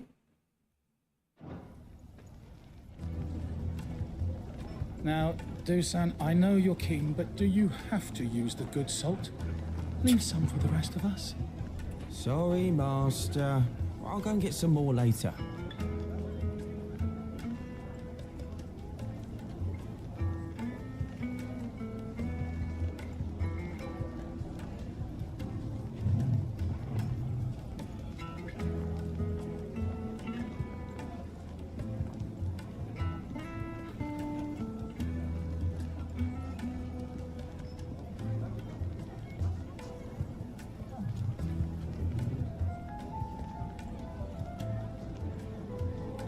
Now, Dusan, I know you're keen, but do you have to use the good salt? Leave some for the rest of us. Yes, they're the finest fabrics. Fresh.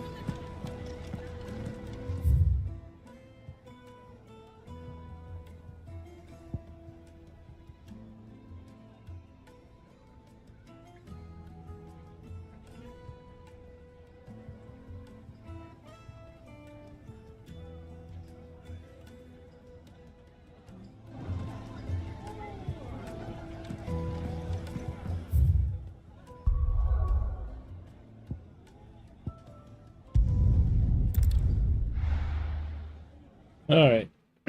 Back to moving the main quest along. I'm telling you, it's true. I heard it from Otto's own lips. I'll go this way.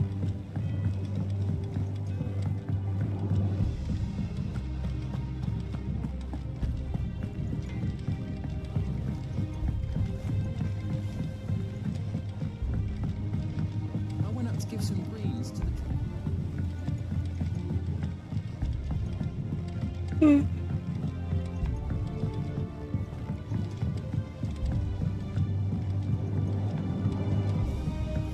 hasn't been.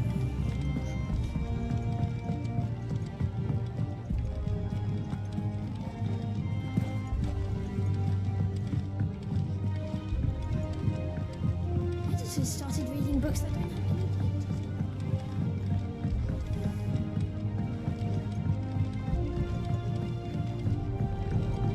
If I don't come up with something soon.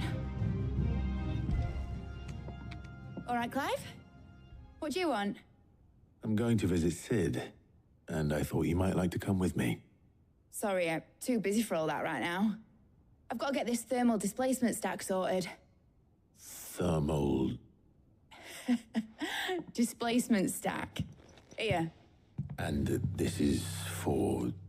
Only the fastest, finest ship the world has ever seen. The Enterprise. Me and my dad designed it together. Where other vessels rely on the fickle winds to drive them through the water, ours is fitted with mithril engines. And those things have got more push than a behemoth in a bad mood, and more heat than all the hells put together. Which is where the stack comes in. I may have already talked some tight-lipped shipwrights into putting the hull together for me in a little dockyard in Canva. But the stack's a bit more involved, so I'm building it here. Thing is, it's so involved that I'm running behind and it's starting to hold things up over at the shipyard. I'll come and see my dad, though, when I'm done. Whenever that is. Is there anything I can do to help? Good old Clive. I were hoping you'd say that. First things first, I need some parts meching. The stack will be made up of 3 major components. There's the plating, here, that channels hot vapors away from the engine. The helm over the top, that disperses all that heat into the air. And the shielding around the sides, that stops the rest of the ship from going up in flames. A full suit of armor, then. Probably best to take it one piece at a time. Then you'll need to start with the plating. Everything else fits onto it. I've got the designs and the list of materials here. Show these to Blackthorn. He'll know what to do. I can't make head nor tail of them. Luckily, you don't need to.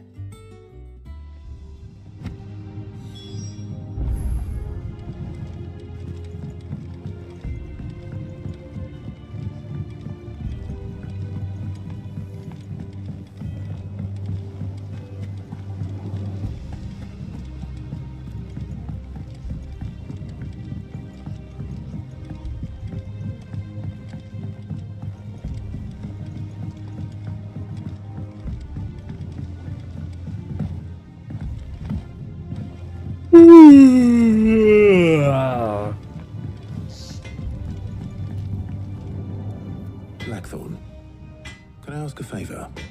Out with it. It's for Mid. This my last chance to say I'm otherwise engaged. Spare myself the arseache. Go on then. What is it this time? She said you would know. Here.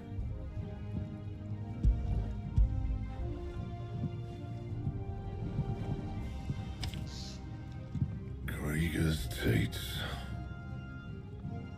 Well, I don't know what the hell you'd want this for, but I can make it. Won't be easy though. And I'll need help. Get Gavin-Otto in here, will you? All right.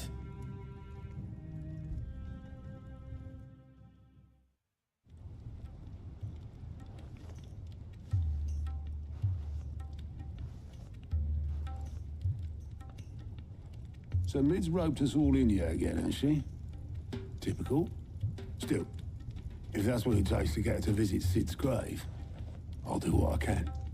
And what is it we need to do, exactly? Take a look at this. It's this plating. The usual saw grade steel won't work. We need something that can get very hot, very fast, and still keep its shape. That means an alloy. Something that won't break or buckle at the temperatures she's talking about. Which is where you lot come in. I need materials, and I've got my work cut out already. You'll have to fetch them. Now, there's a special kind of sand I'm after that you can only find out in the Velcroy. Stardust, they call it. As for the rest of the stuff, my usual supply should have it in stock.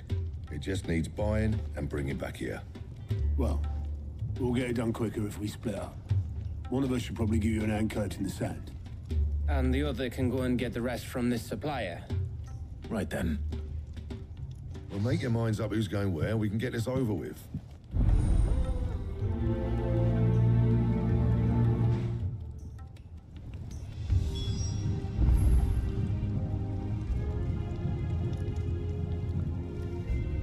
Up to you who you take to the desert. I mean, Gav's good in the fight, but you don't have my winning personality. Don't listen. You going after the Stardust then, are you? Which one of these 2 lucky souls is going with you?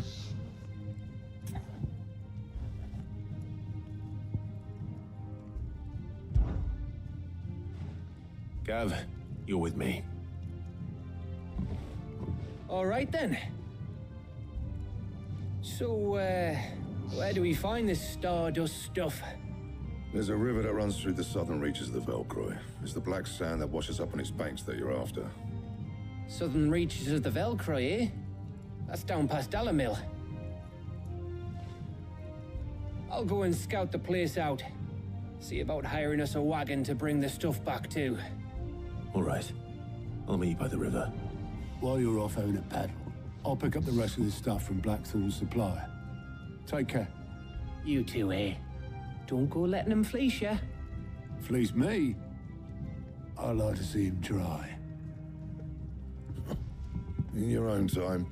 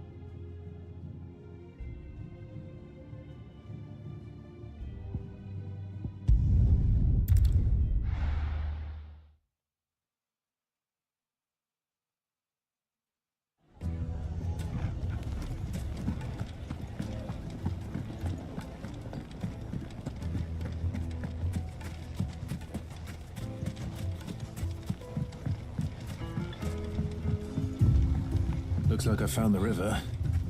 Now where's Gav?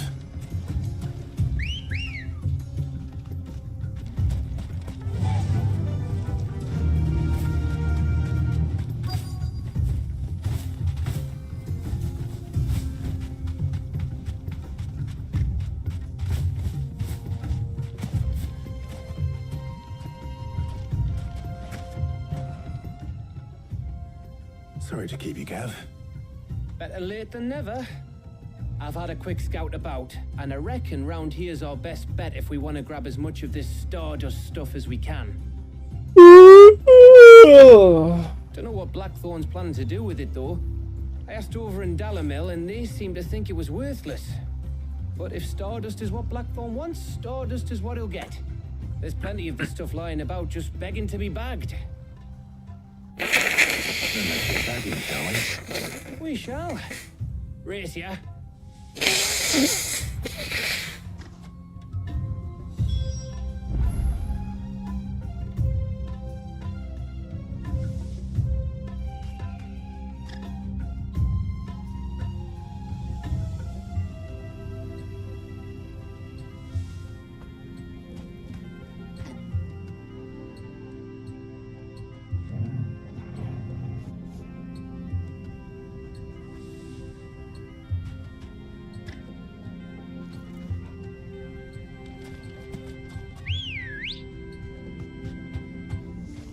Come on. Faster!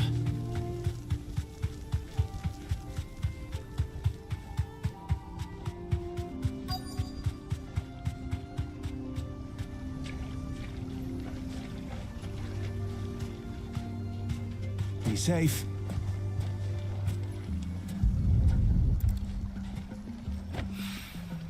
So this is Stardust. It just looks like black sand to me.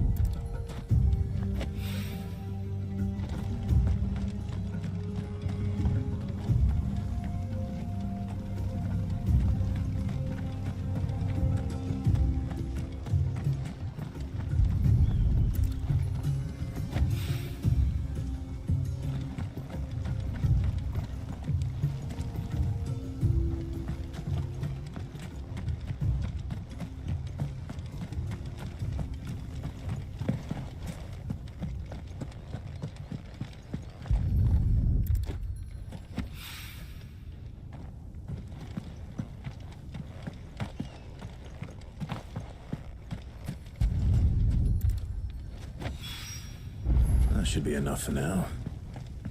Let's see how Gav's getting on.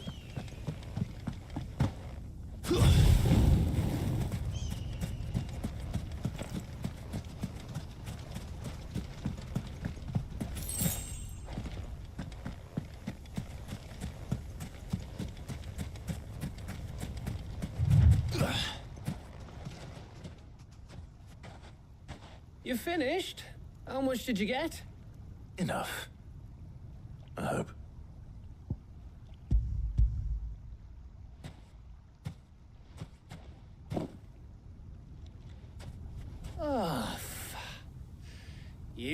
in. That might even be enough for old Blackthorn. Hey, before we go, do you mind if we have a chat?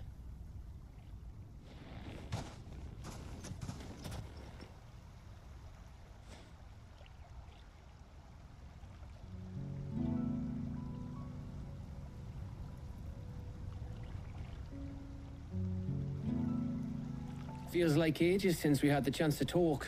You know, man to man like. It does, doesn't it? Back when you first took Sid's name, we were talking all the time. Working out what to do in that. There was a lot to work out.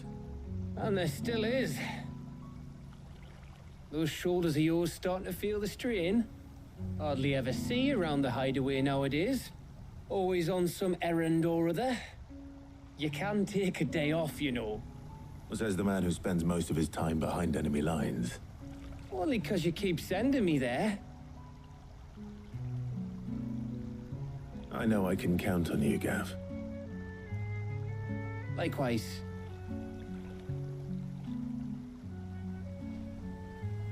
So you keep sending me wherever you need to, and I'll keep going. Safe in the knowledge that I have a home to come back to. Thanks to you.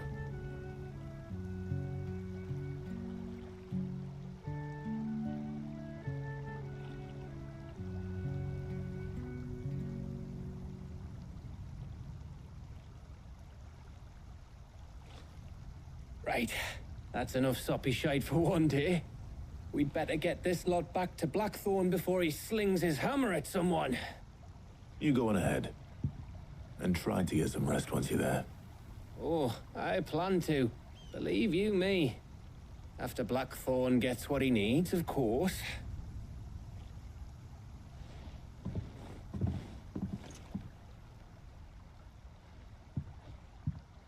Right.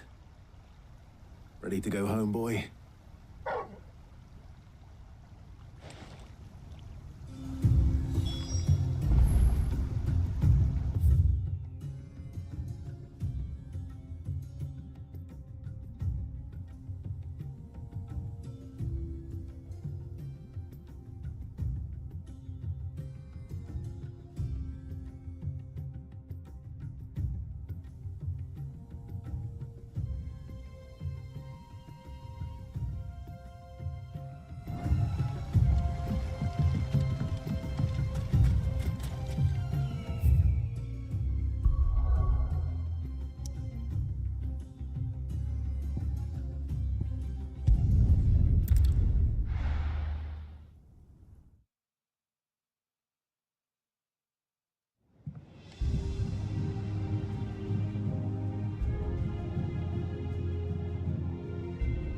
Let's hope this is all Blackthorn needs.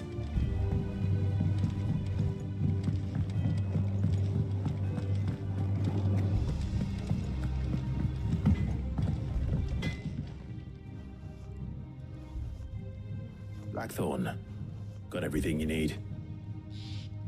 Yeah. Yeah, I do. Cheers for the Stardust. Should be enough to be getting on with. We should go out on maneuvers together more often. You'll be sneaking around on your Todd all the time. I'll make a start on putting this thermal plating together then. It'll take some time, mind. So if you've got other things to be getting on with, I could do without you breathing down my neck. Thank you, Blackthorn. I'll let Mid know construction's underway.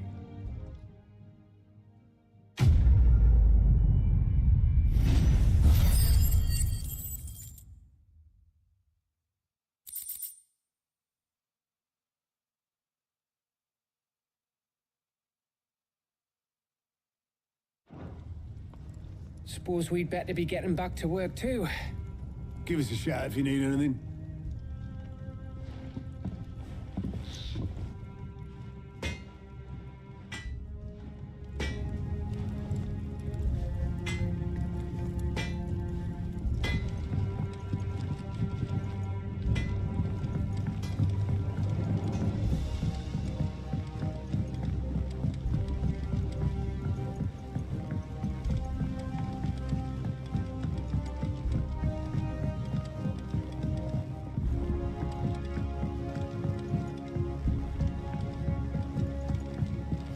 hasn't been. Editors started reading books that don't have any pictures in.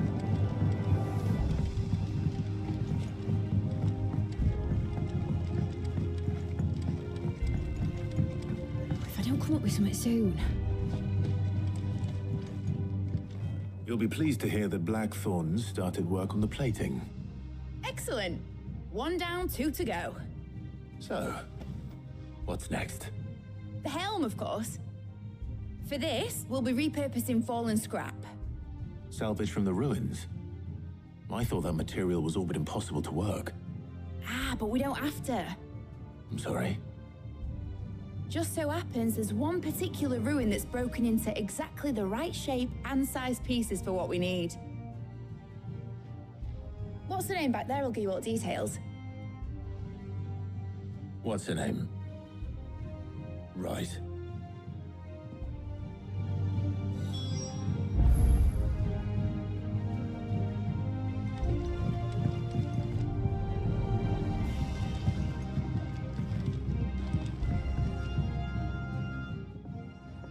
Oh, Sid, is this about the helm?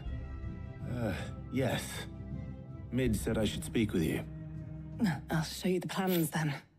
Here you see the Mithril engine, in which Mithril is burned to generate heat. That heat is then harnessed to produce motive force. Excess heat is dealt with by means of the thermal displacement stack, which disperses it into the surrounding air. Now, were we to rely on thermal plating alone to achieve this effect, the rate of excess heat buildup would far exceed the displacement coefficient of the plating. In other words, the reactor would overheat and eventually explode. This is where the helm comes in. It connects to the plating, you see, and serves as a sort of thermal sink to absorb all that excess energy. Our experiments have shown that fallen ceramics are remarkably thermophilic. They can withstand and absorb levels of heat far above anything we are able to make today. And not only that, they're also waterproof and immune to rust, making them the perfect material for our protective hood. Why, if sea or rainwater were to enter the reactor proper, it would vaporize instantly. The forces produced would tear the ship from stern to... You can stop there. I understand. Mid said we might be able to use parts of a fallen ruin. Where would I find it? Ah, yes. It's in Lorbert's Pass, near Lostwing. The thing is, well, I probably should have arranged to have the pieces we need brought here sooner. You see, a certain unwanted visitor has taken up residence there. It's no longer a matter of just walking in and taking them. It's, going to be considerably more dangerous than that. I see. Then I suppose I'd better deal with this unwanted visitor for you. Would that help? Oh, very much. Thank you, Sid. I'll gather my team and head there right away. We'll meet you outside the ruins.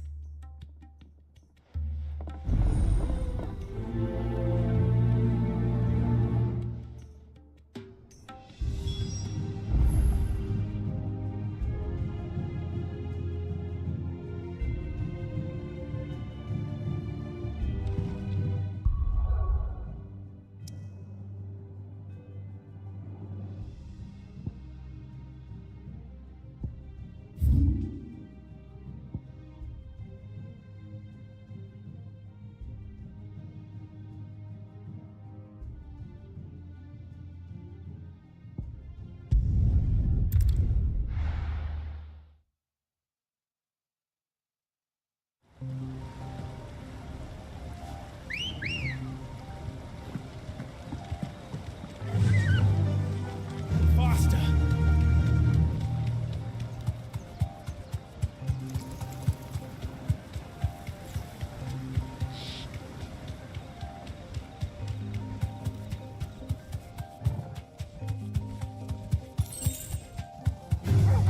Time to fight.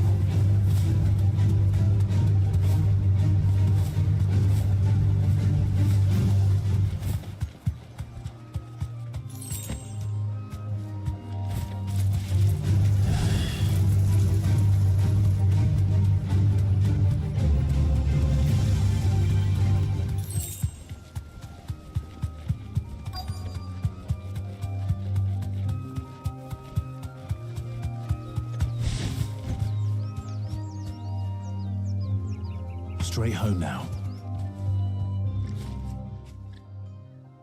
Oh, there you are, Sid. Thanks so much for coming. The, ruins are just over there, as is the creature I told you about, I'd imagine. Would you mind? Of course. I'll be right back. The pieces of ruins just over there.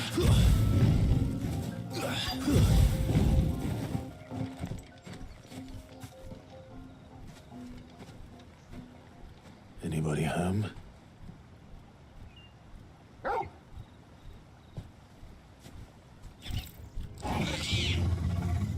This must be our unwanted visitor.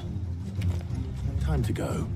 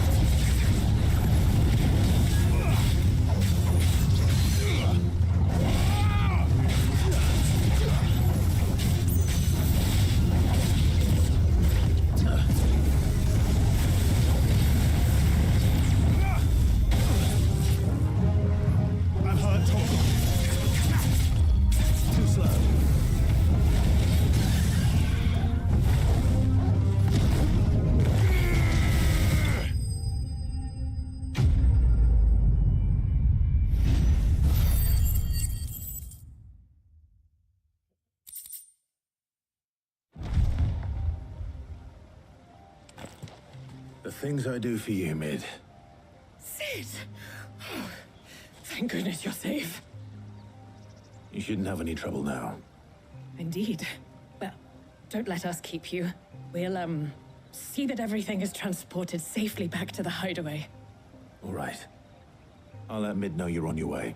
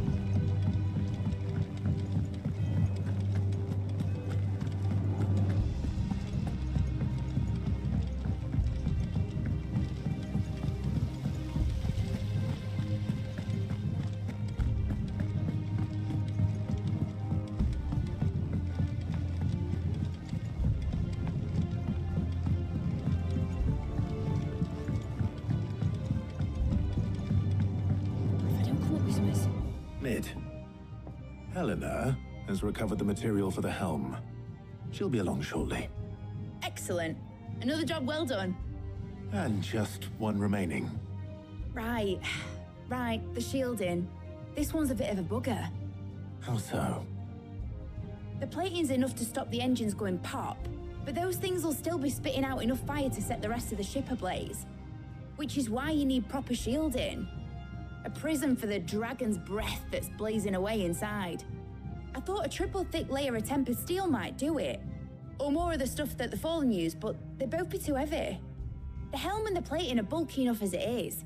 Add any more weight and the whole ship would be at the bottom of the briny before we'd even started. I need something light. But I've racked my brains and I just can't think what would do it.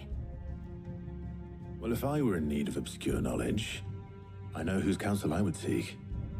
Harpocrates. Tomes? Yeah, well, I'd thought of that, obviously. I've got all the details written down here. Can you take this to him, see what he makes of it? Right away.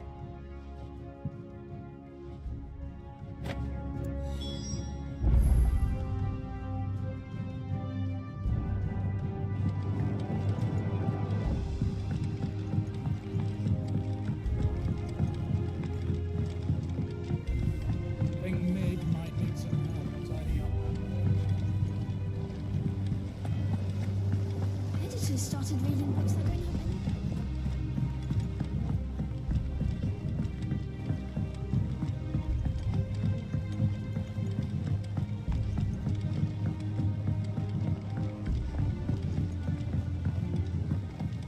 I went up to give some greens to the dragon.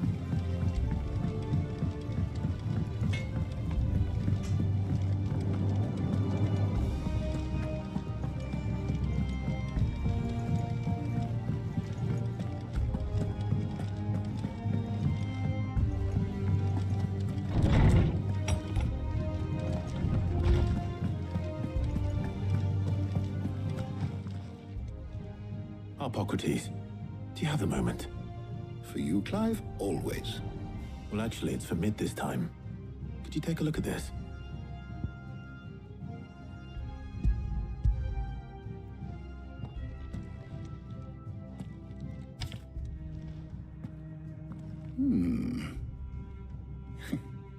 Shielding for a mithril engine? Whatever will that girl think of next?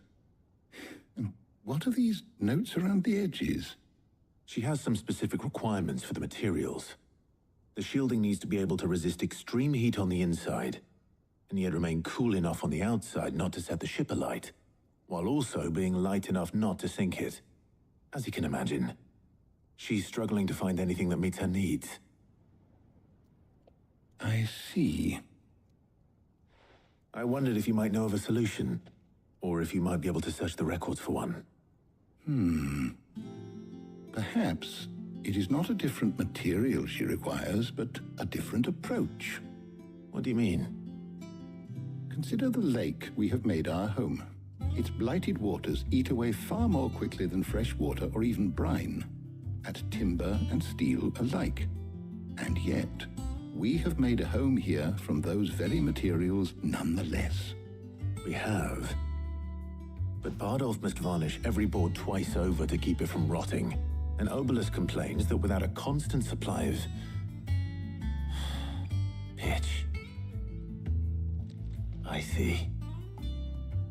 Early Gregorian histories speak of a preparation known as moondew. It is said to be able to resist even the most ferocious flames.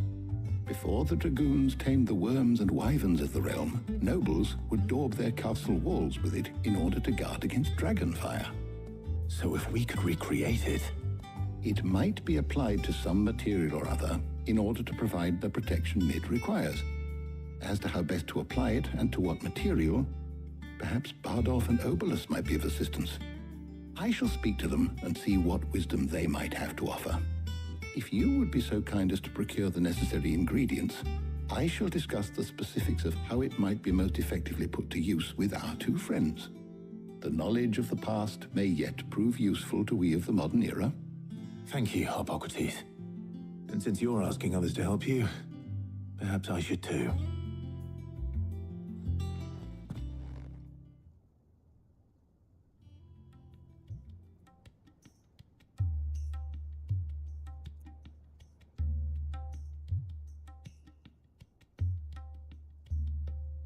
So you need a hand, do you? We do.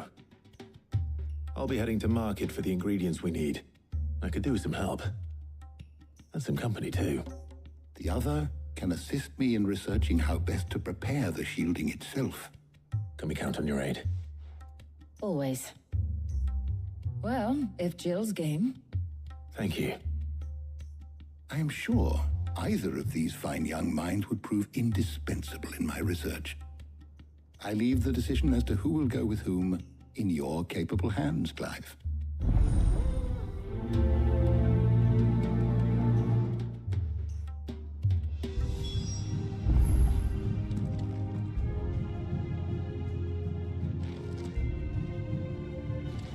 Shielding that guards against even the most ferocious flames. We could have done with some of on Drustinus. I doubt I would have survived that place with or without it. A trip to Northreach, though, I think either of us could handle. Shielding that guards against even the most ferocious flames. So, Clive, have you made your decision? Who will accompany you on your little excursion?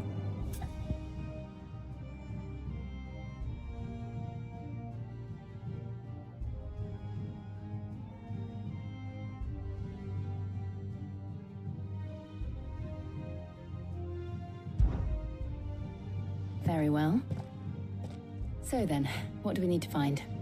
I have taken the liberty of preparing a list. Here. White chocobo eggs. Pepio nuts. Are you sure this list is right? Everything on here seems very edible. I would have thought the ingredients would be a little more exotic. Though these items may seem mundane, they have potent effects that are rarely exploited. Effects for which they were once highly prized. So much so, in fact, that they were harvested almost to extinction, hence moon dews having fallen from favor. Now, of course, they can be obtained with ease. You should be able to find everything you need at the market in Northreach. Is that so? I've been meaning to visit Northreach anyway. I'll set out now. Join me there when you're ready. I will. Until then. You two enjoy yourselves. You too, Talia.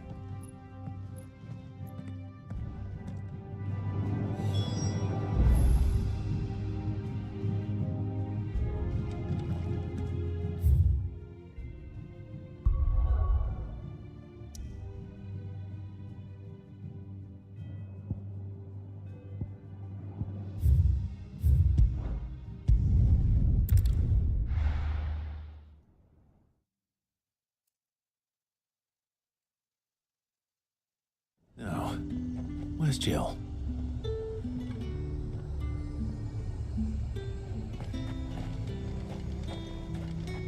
Do you see anything you like?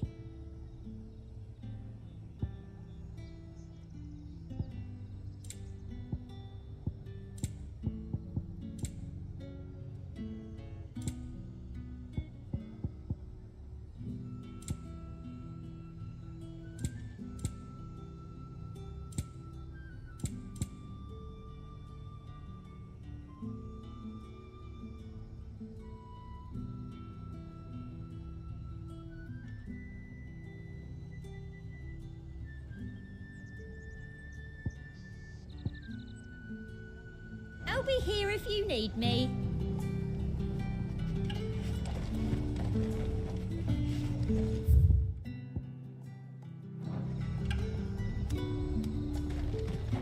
Keep them pilchards nice and chilled. I won't have you spoiling another catch.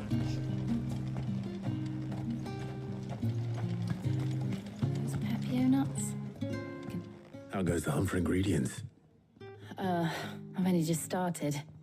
I'm sure everything we need is somewhere amongst all these stalls, though. Why don't we split up and see? We'll take a couple of ingredients each. All right. What am I looking for? How about you look for the Pepio nuts and some garlic? I'll find the other things we need. We can meet by the gate when we're finished.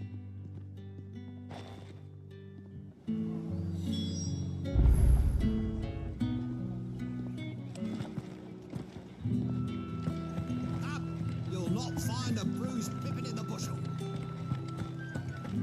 All anyone ever wants anymore is water. There's talk at the club. Buy, sell, or be gone. And good riddance.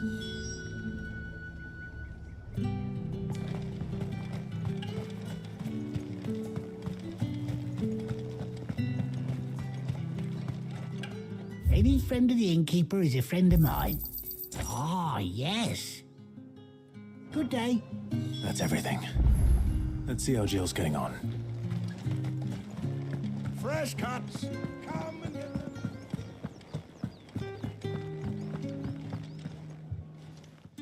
Did you find everything? I did. Here.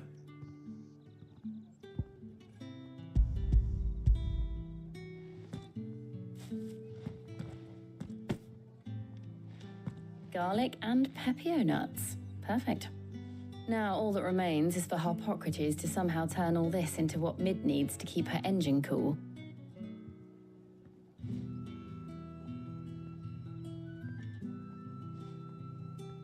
But before we head back, would you walk with me a while?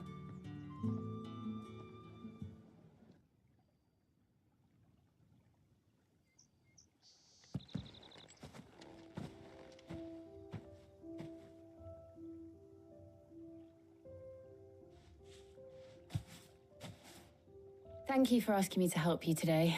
It makes a nice change. It does. It's good to get away from all the battle and bloodshed for once. Just being here reminds me of when we were children. Do you remember? Walking down Market Street in Rosalith, taking in the sights and smells. How could I forget? What with Torgal's antics. Remember how his nose would prick up at the scent of sausages? He'd go racing away and we'd have to go running after him. We wouldn't catch you now, would we, boy? Was there anything you wanted to buy for yourself while we're here? There was, yes. Well, sort of. Molly in the kitchens told me about a place that sells particularly good pies. Thought you might like to share one with me. I would. Thank you. And I saw some bread.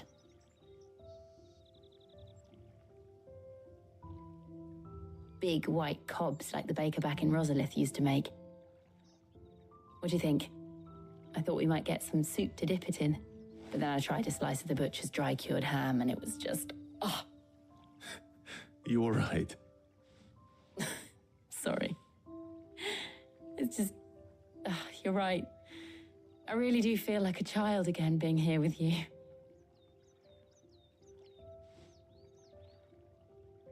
Clive. Is it wrong of me to enjoy this? No, Jill. This is how life should be. And it's how our lives will be when our work is finally done. When we can live on our own terms. I hope so. Thank you, Clive.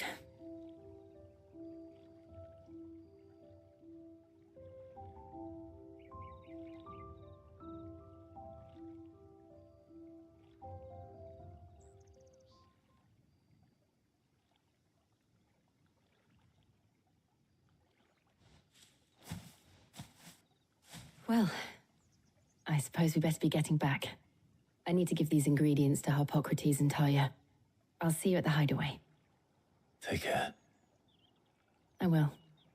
You too.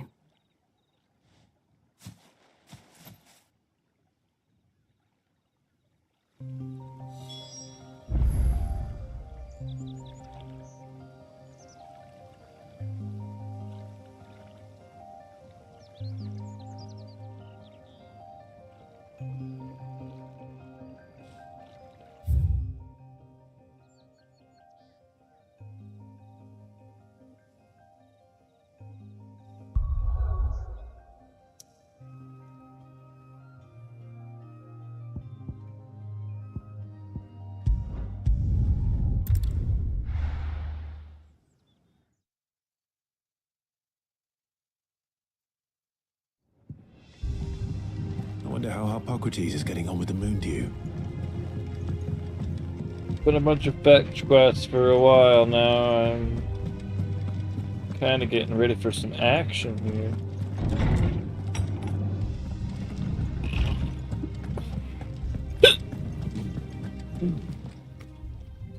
How's work on the shielding progressing, Hippocrates?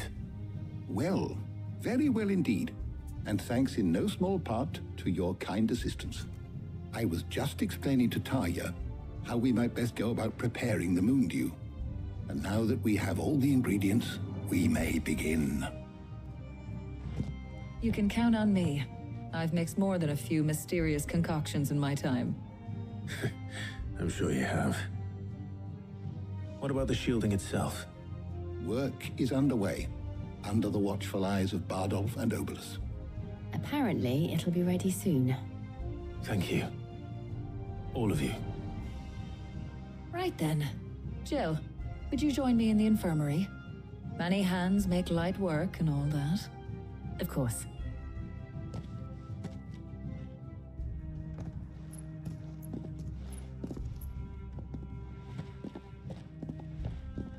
Oh, and Clive, thank you. It was nice just being with you.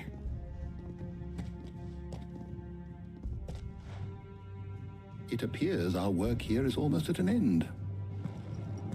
A shame. I was enjoying playing the man of action for once. When both the shielding and the Moondew are ready, it will merely be a matter of applying the one to the other. Followed by a rigorous process of testing and retesting, of course. Perhaps someone ought to warn young Mid of that. Leave it to me. Thank you, Hippocrates.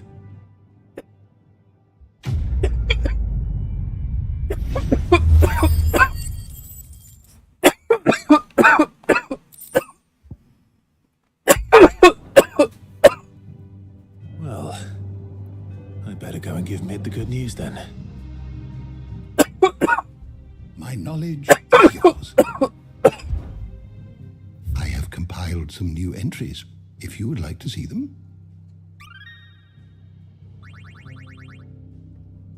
What subject shall we consider today?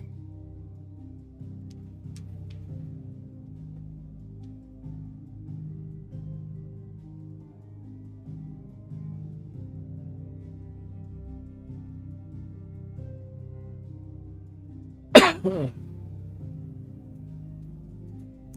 are always welcome, Clive.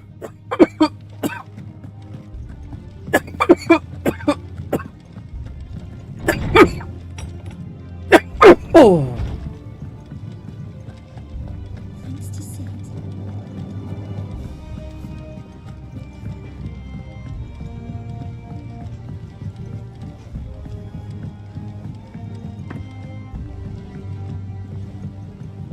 That maybe.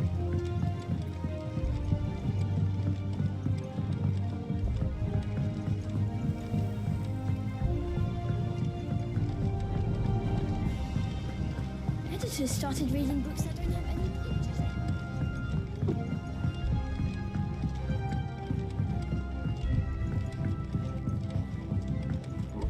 Carve it down a little bit. Sorry to keep you waiting, Mid. But you'll be pleased to know Carve that it work on down. the That shielding is doesn't sound underway. safe. If it doesn't fit, it might be for a reason. It's so that you get for whatever device this came with. It's so that the negative and the positive stay separate, so they know exactly which one it's going in. That has no differentiation. It doesn't matter. See what I mean?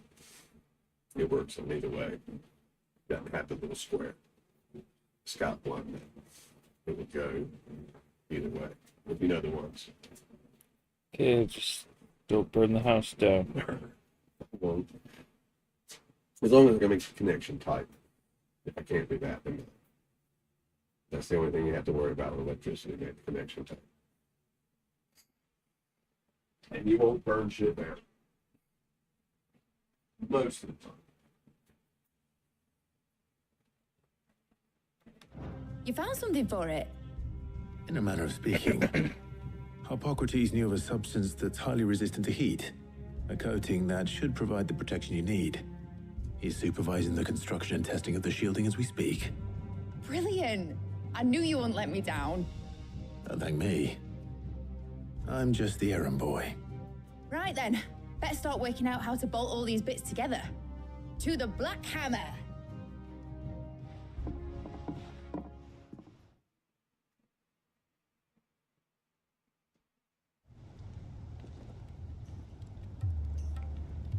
You know, when I got into the smithing game, I thought I'd be making swords and shields, not thermal bleeding didgeridoo-dahs.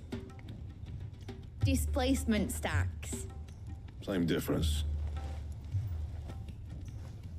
Whatever you call it, I ain't putting it together in here. It's cramped enough as it is. Let's take this outside. Mid, you get all the parts lined up on the deck. I'll take care of the rest. On my way! Oh, and bring me the biggest hammer you can find. This is gonna require some precision walloping.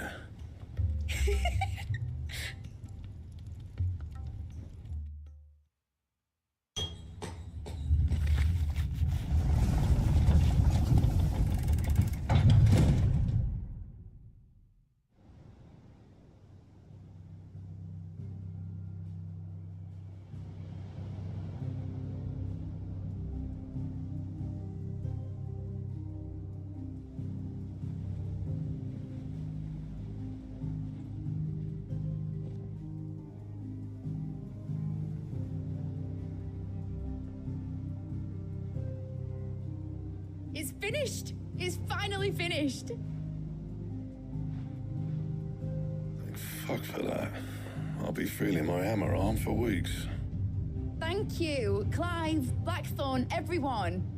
That's one down and just 3 more to go. I'm sorry. Oh, didn't I tell you?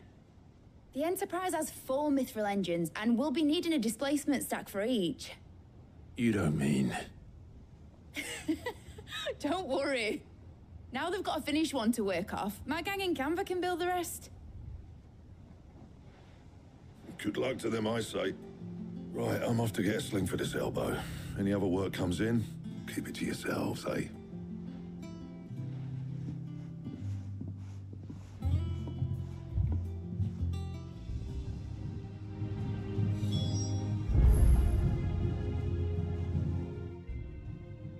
What's the matter? Nothing. Just daydreaming. Thinking about the Enterprise sailing off over the horizon to shores unknown. Searching for a land untouched by the Blight. Just like me and my dad planned. So if the worst came to the worst and every scrap of soil in the Twins turned black, we might still have a chance. That's what she was meant to be. You see, one last chance just in case we needed it. But now she's so close to being finished, I've realized I don't want it to be that. I don't want it to be just a lifeboat for us to cling to if things get desperate. I want people to sail aboard her by choice, not from the lack of it. In a world where we're not just trying to survive, but where we can actually live. I'm working on that. And I'll do everything I can to get you what you want. Don't you always? All right. My mind's made up. As soon as the Enterprise is fit to sail, I'm putting her under your command. Sod our plans, I'm trusting in yours. Are you sure about this? Something tells me it's what my dad would have wanted. He'd be proud of you. You were gonna visit his grave, weren't you? I was. And you can come too now that your little project is finished. Right. There's just one thing I need to finish up first. Won't be a mo. All right. I'll let Otto know you're coming. Meet us in the mess when you're ready. Aye, aye, Captain.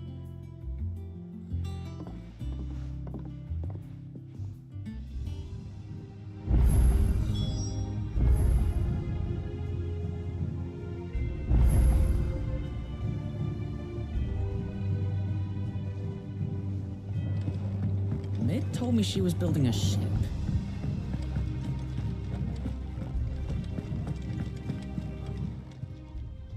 Welcome to the Patron's Whisper.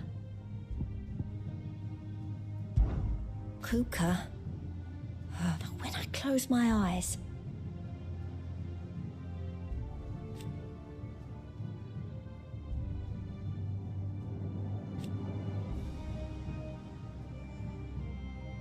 only I don't know how. I wish you were here. Is everything we've received and everything promised?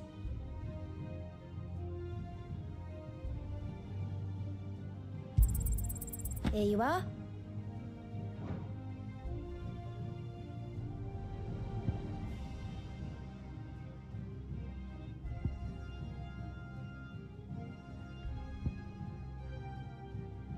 Come again. I may have more for you.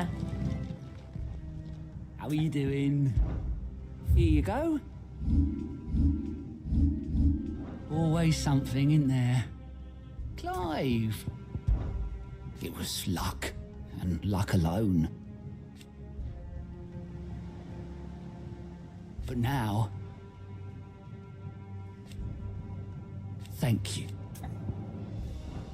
You watch yourself out there, all right?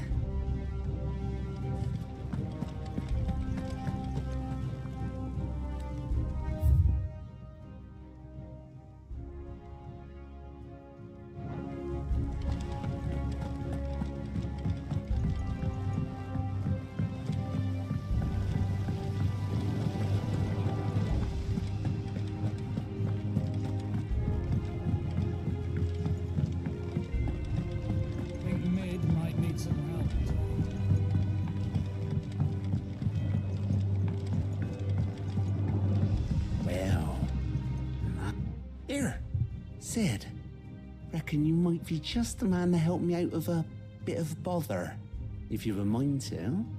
Let's hear it.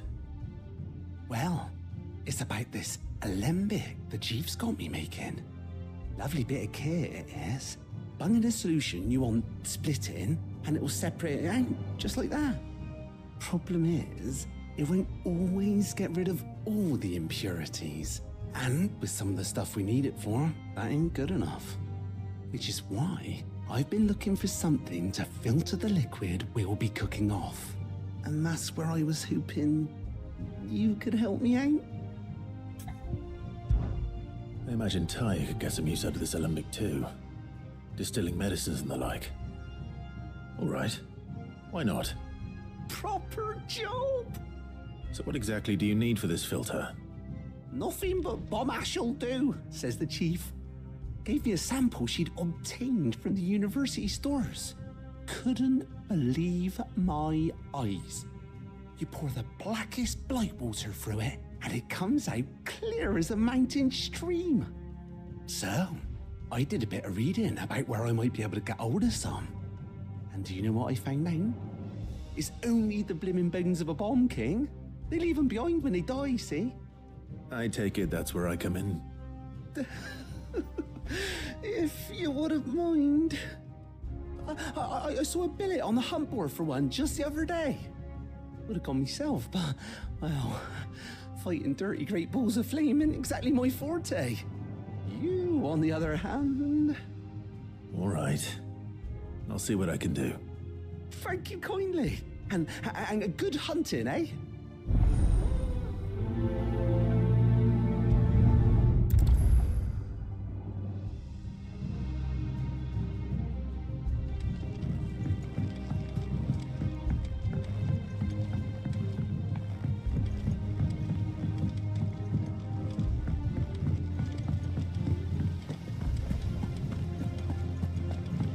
Wish I could take one of my those.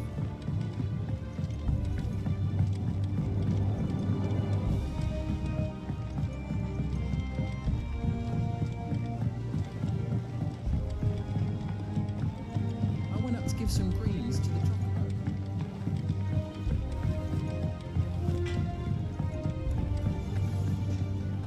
Being dragged by crystal too. Joking. It's no joke. Drake's fang is gone.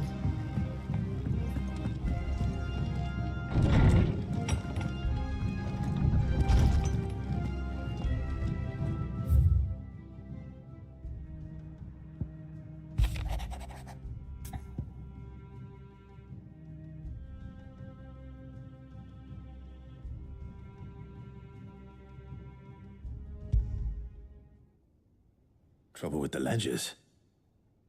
Shouldn't he be asking Otto for help?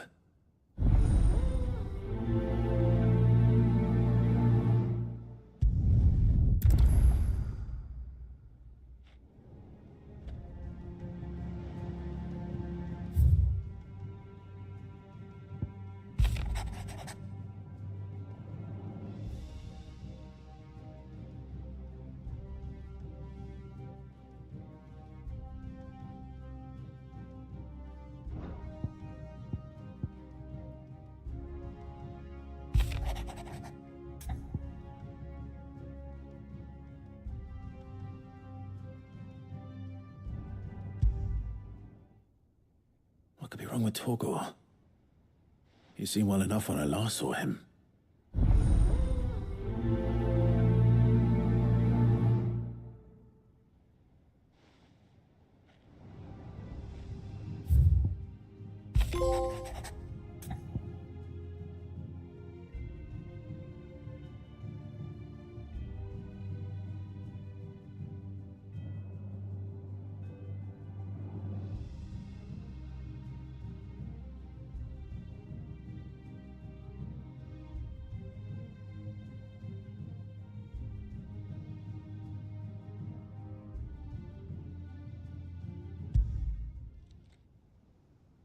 Hopefully it's nothing. But I should speak to Blackthorn just in case.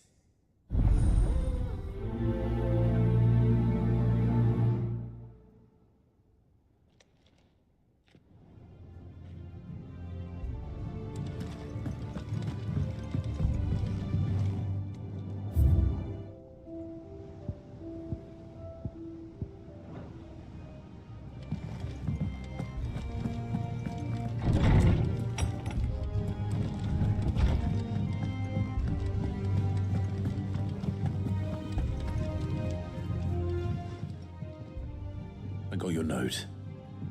You think something's wrong with Torgor? So you can read. Congratulations. But I didn't say I were wrong with him. I said something weren't right. He's not been eating me treats. He used to love cracking the bones from Molly's boiled brown, but now he won't so much as look at him. Didn't like him. Which is why I'm of a mind that his mind's on something else. You've not been working him too hard, have you? No harder than usual. Is that it, boy? Do you need a rest? What was it you said he was? A frost wolf? That's what the lawsman seems to think. Then maybe this all has something to do with whatever it is that's woken inside him. I suppose things have been different since Rosalith. Perhaps Hippocrates knows something. Instead of everything, you mean?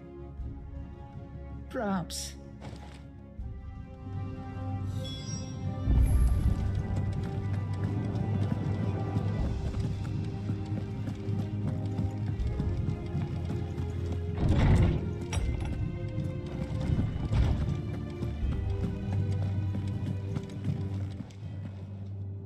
Lawsman, I need to ask you about Torgor. Something's not right with him. He isn't ill, is he? I don't think so. But according to Lady Karen, he seems to have lost his appetite, which is certainly a new development. She says he's hardly been touching his bones of late, and she believes it may have something to do with what happened at Rosalith Castle. I rather think she might be right, though not about his appetite. All canids are instinctively inclined to crack open bones for the rich marrow that resides within, and I see no reason why a frost wolf should be any different. Accordingly, I suspect it is not a lack of appetite that afflicts Torgor, but a surfeit of it. If we assume that his newfound magics require additional nourishment to sustain, it may well be that the bones Lady Karen is accustomed to providing are no longer sufficient. Frost wolves, after all, habitually prey upon far larger animals, whose bones may yield altogether different nutrients.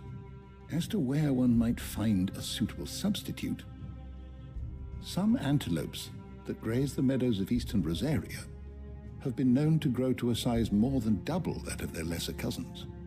I don't recall ever seeing any that large. And little wonder. The oldest and largest such creatures rarely leave the safety of the highlands for fear of predators. The last elder antelope sighting I recall hearing about took place near Cressida, and that was long before the village was abandoned. Even so, it seems like a good place to start. Good hunting, Clive.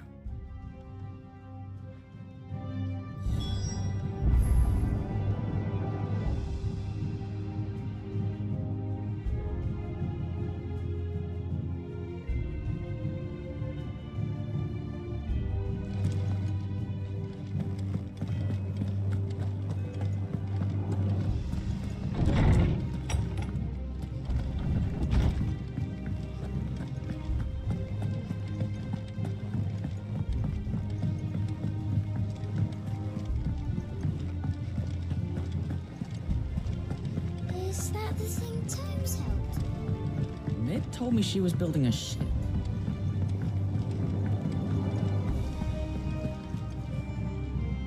Clive, did you get my letter?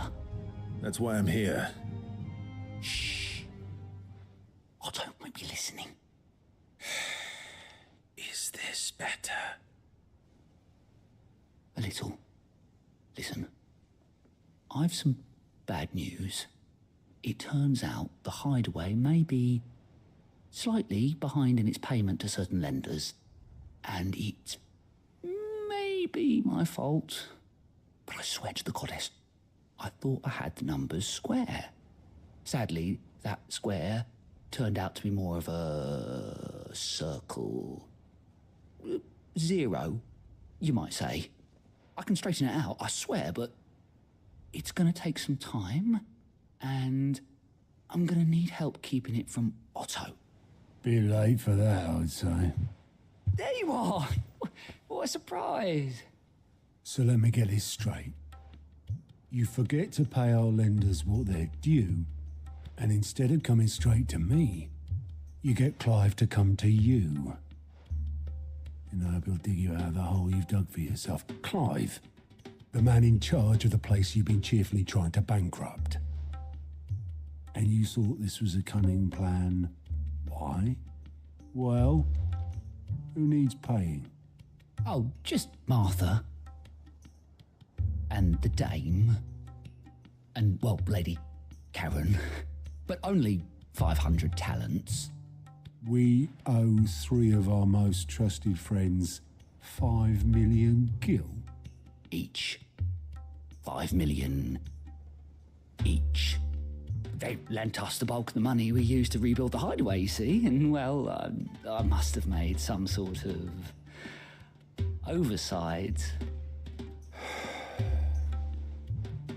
Those ledgers were my responsibility, and it was my decision to entrust them to you. This is my fault. Do we have that much to hand? I need a fork. I'll be right back.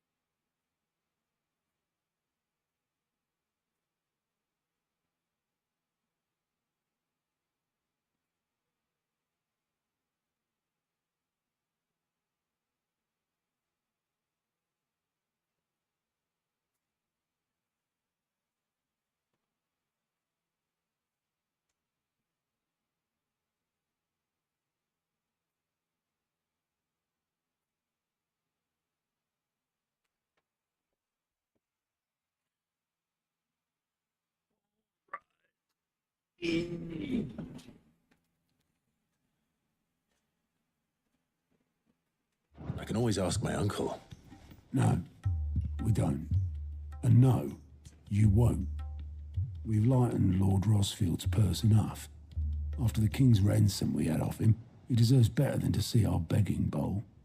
Besides, we'll need to learn to stand on our own if we're gonna make this work. All right. But that doesn't mean you have to shoulder the burden yourself. Is there anything I can do to help? There might be.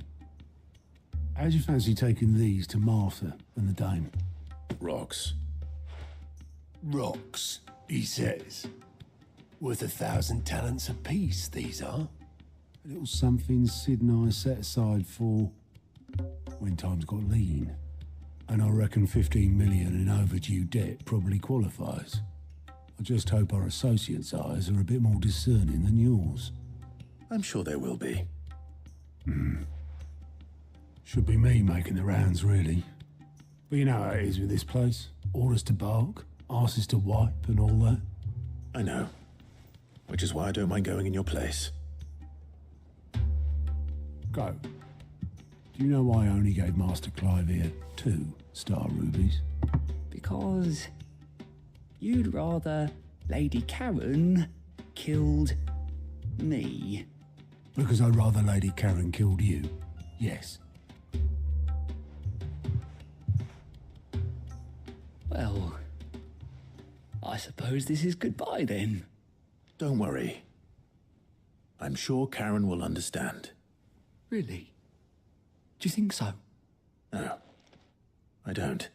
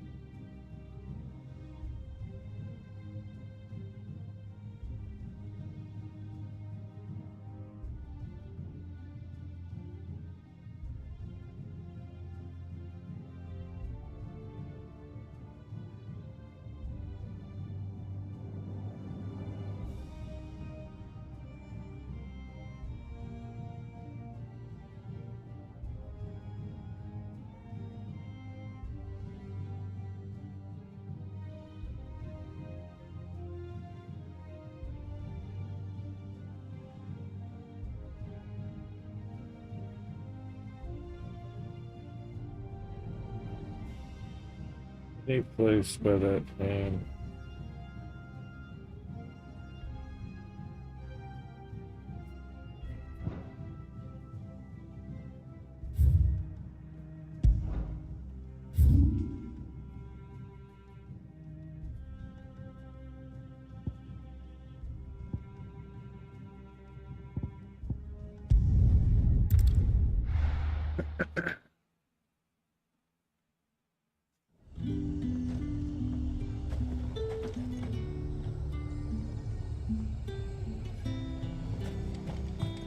this talk?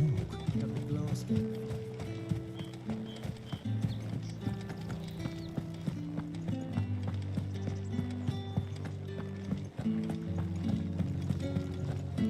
Did you hear? The gates to I want to see. What am I going to do without Sweetwater and Oil of Talk? Milady, I come bearing gifts. Gifts? Whatever is the occasion.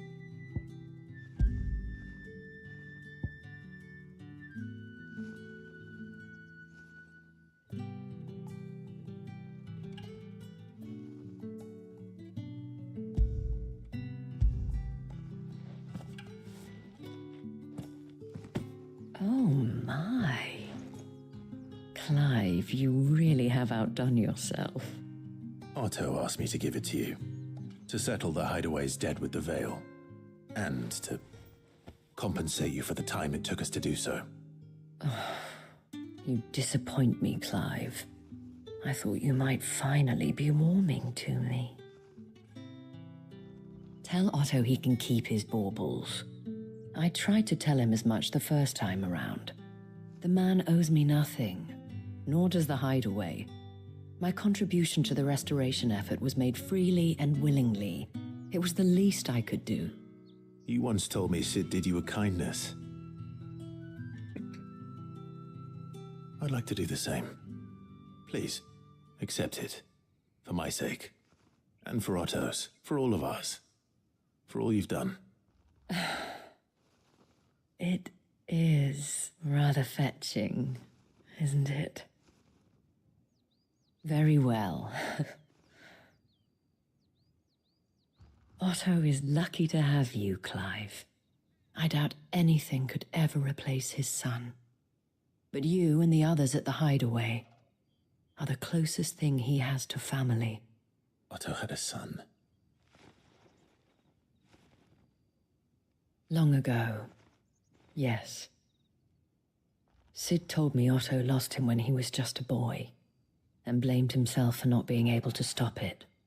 I don't know how it happened, whether there was anything he could have done, but it was clear that it weighed heavily on him. I didn't know. How could you have? I doubt anyone did. Besides Sid, I've never met a man more keen to bear his sorrows in stoic silence. An ill habit, given that both have always been surrounded by friends desperate to help them. I'm beginning to see that.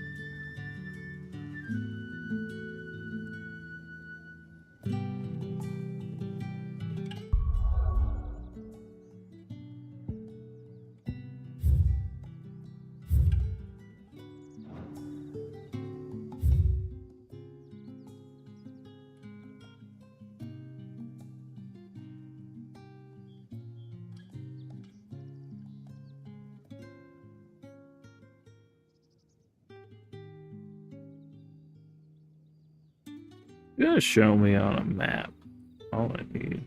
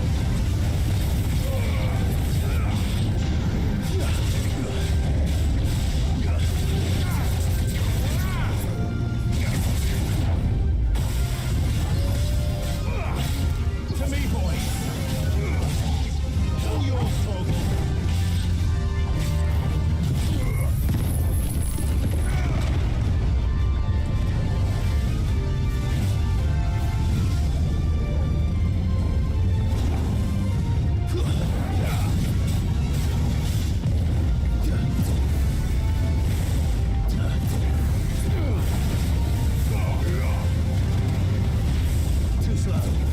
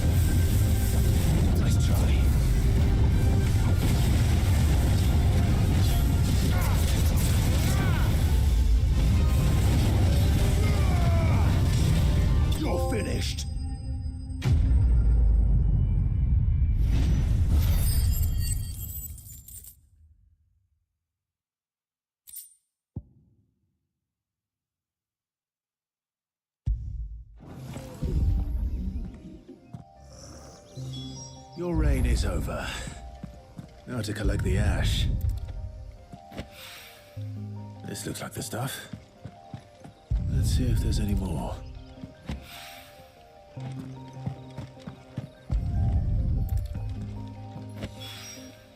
That should do it. If Hawaii needs more than this, he can fetch it himself.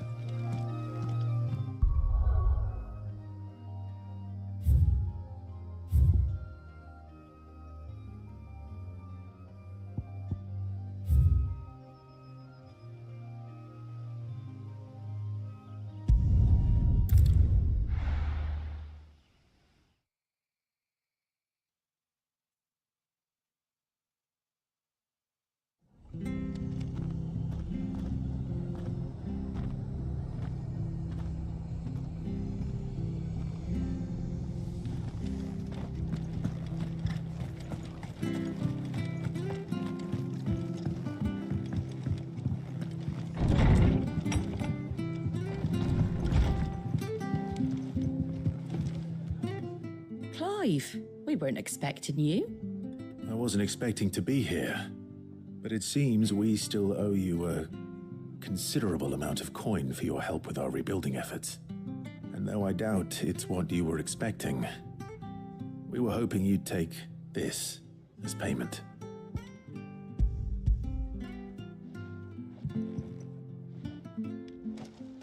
A star ruby? I can't accept this. It's worth at least twice what you owe me. More if you can find yourself the right buyer. Think of the difference as interest. Interest? If word got out I charged that much, no one would ever borrow from me again. Anyway, why are you the one here asking me about this? I'd have expected Otto. Bit much sending the Lord Marquis out to settle your debts, isn't it? The old goat working himself to death again? Something like that. Most days I think he's the only reason the hideaway's still standing. Same as always, eh? Back when the place was nothing but a twinkle in the eye of a recently retired Lord Commander, word is he was the first one Sid reached out to. Probably knew that without his strong arm and level head, the idea would never get off the ground. Sid may have been the face of the hideaway, but Otto's always been the backbone. And when Sid passed away, we were all worried that would be the end of it. That Otto would just give up. His death was hard on everyone. But I must have hit Otto hardest of all. But he didn't give up, did he? Quite the opposite, in fact. If I recall, he was the one who nominated you as Sid's replacement, and rallied the rest around you. I reckon what he saw in Sid, he saw in you too. And don't we all? Doesn't hurt that you're half as stubborn and twice as handsome, neither. That, and you keep good company. I suppose I do.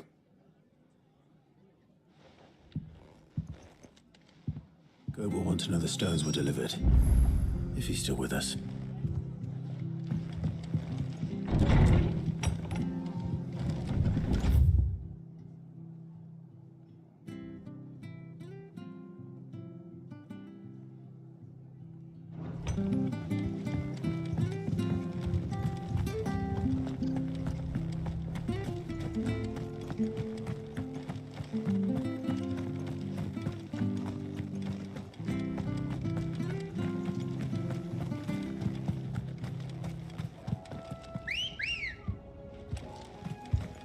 Ready, go?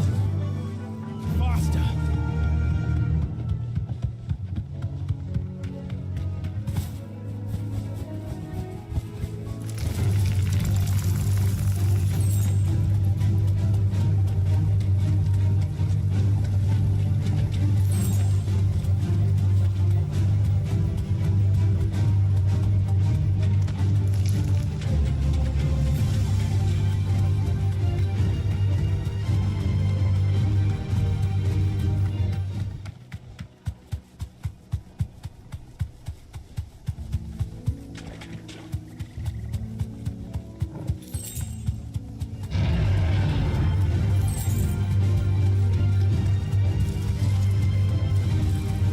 Certainly quiet.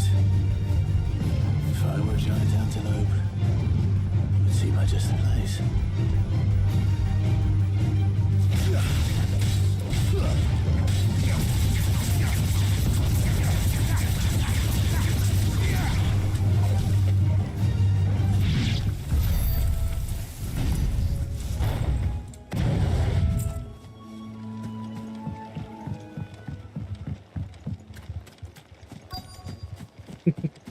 Skyrim doesn't look this good.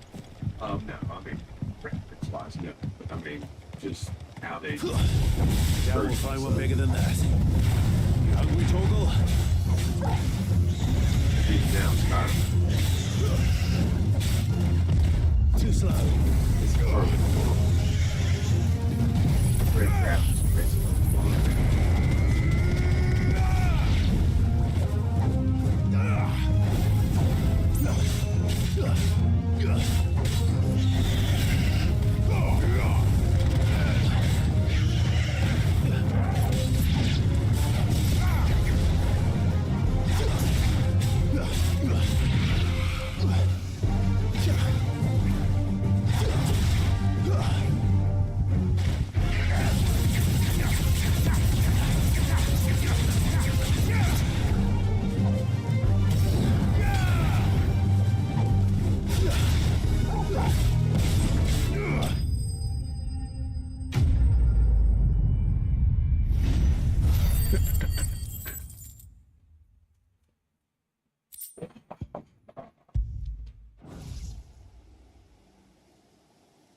Now.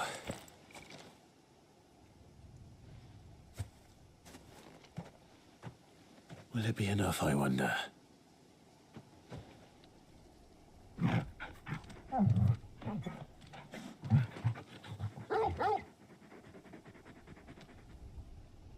I say that answers my question. Which means we owe the lawsmen our thanks. You're just a big puppy, aren't you? A very big puppy. Very big You do know you can take that with you, Torgal. Lady Karen will be relieved to hear you've got your appetite back. Come on, boy.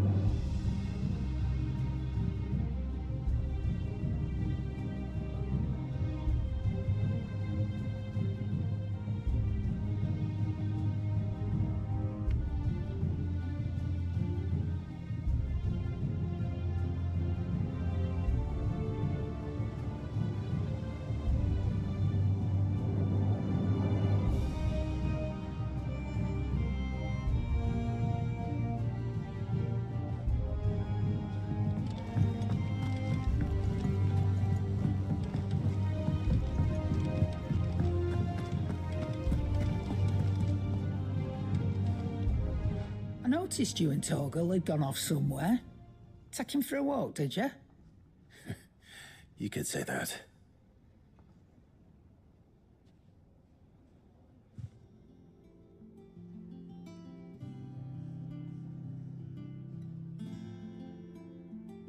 So, Molly's leftovers weren't good enough, eh? That'll teach me for treating you like you're still a pup. All right, no need to shout. Now we know what you're after. I can see about getting some in. Speaking of which, I brought one for later. Can I leave it with you?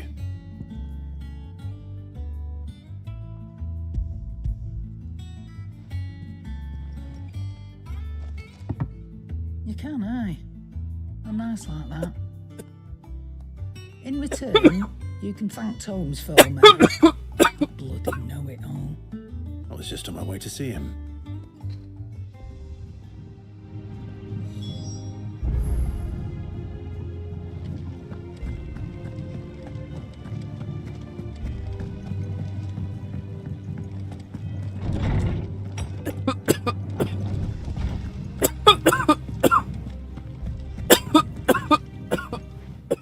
Clive. Were you able to locate your quarry? We were indeed, Lawsman. You pointed us in exactly the right direction. And Torgal's been a very happy hound ever since. Very good, very good. Lady Karen sends her thanks, by the way, for your part in solving the mystery. Ah. But that reminds me. After your last visit, I found myself pondering Torgal's talents. Do you recall our conversation concerning Lady Jill's role in Torgal's transformation? About how she somehow woke the power within him. Precisely that. A reasonable conclusion, I thought. But one which raised certain questions in my mind. You see, the Fenrir of legend served Shiva and Shiva alone. And while the powers attributed to him are certainly impressive, the records imply they are somewhat different in nature to those you described Torgal as having used. What are you suggesting? That Torgal may be the beneficiary of more than one icon's power. Consider, in addition to Lady Jill, he has served as a loyal companion to you, your brother, and even the late Cid. In short, the icons hitherto near at hand, or should I say at paw, have been diverse and plenty. And that number has only grown as the realm's dominance have fallen to your sword. One can but speculate as to how all of this has affected Torgal. He has seemed more fierce of late. And if I am not mistaken, he will grow fiercer still. We are fortunate indeed to be able to count him amongst our allies and not our adversaries. Oh, he's more than an ally. He's a friend.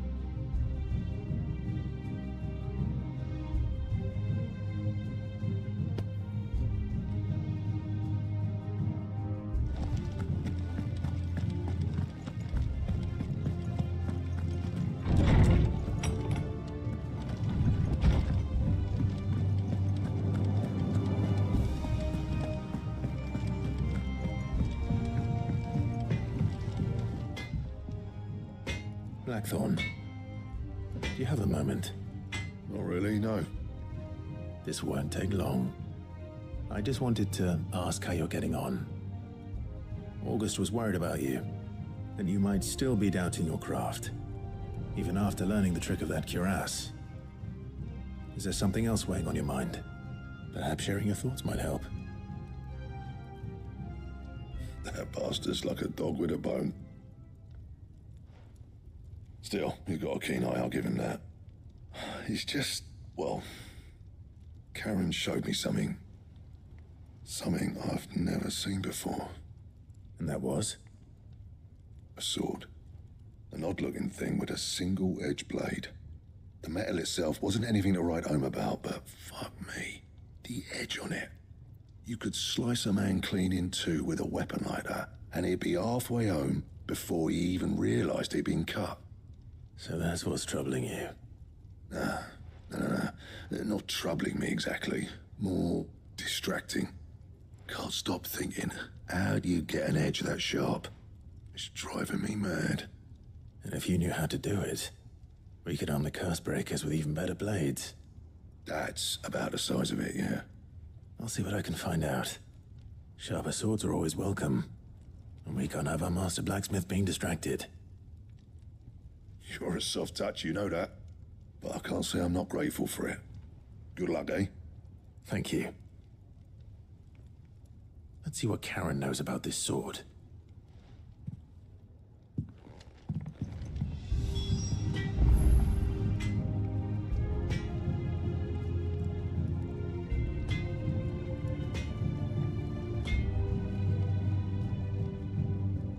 Tell me about the sword, Karen. You're looking well, Karen. What do you want? Out with it. I want to know about the sword you showed Blackthorn. Single-edged and extremely sharp. Running around after him again, are you? I suppose I am, yes. But I need to help him find out how to work an edge like that. It's driving him to distraction. Little wonder, I suppose. There's not many like that make it as far as the twins, and those that do go straight into private collections. Which made it nice and easy finding a buyer. Can you tell me who bought it? Where is it now? You think I tell people who my clients are? Suppose you're not likely to go nicking him off me, are you now? Fine. If you stop mooning at me like that. Lord Ignac's the man you want. Dalmekian bloke. Collects weapons and the like. And he's got more money than sense, which is why he's one of my favourite clients. Reckon he'll still be at the inn in Dalamil, where I left him.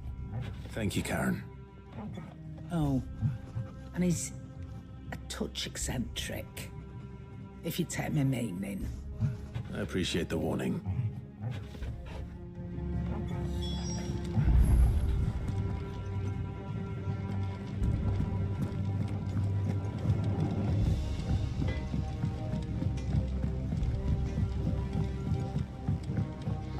I went up to give some greens to the chocolate.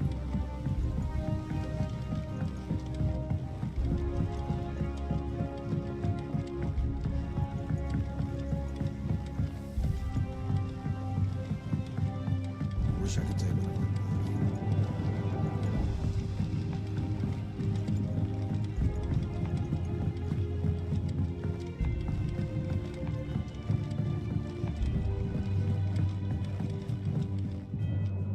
All right there, Sid? How's that hunt for the bomb ash going? I have it here.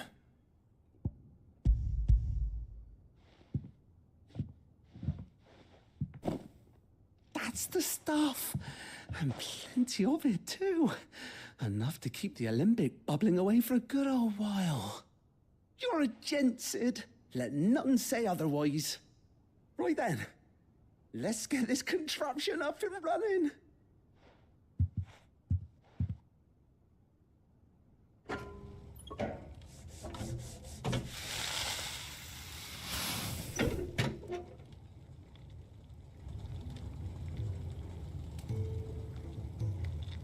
There we have it.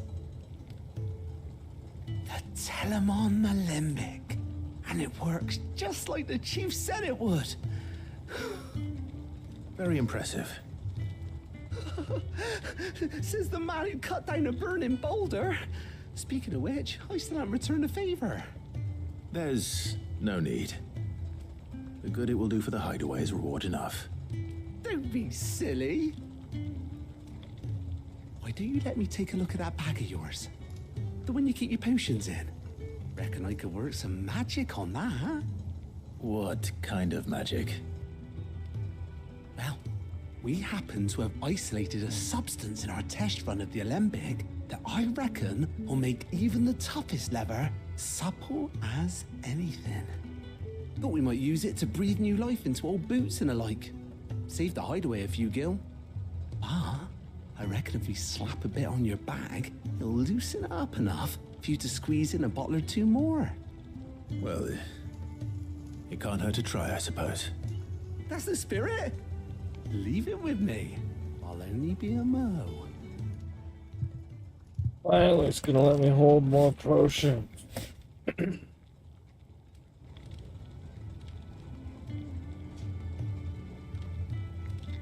Well, what do you reckon? It certainly feels more flexible. Right? Told you. Thank you. I think. No. Thank you for supporting Mid and the rest of us in our endeavors. Without you, we'd never have been able to discover wonders like that stuff I rubbed on your bag. And I'm telling you, there's plenty more where that came from.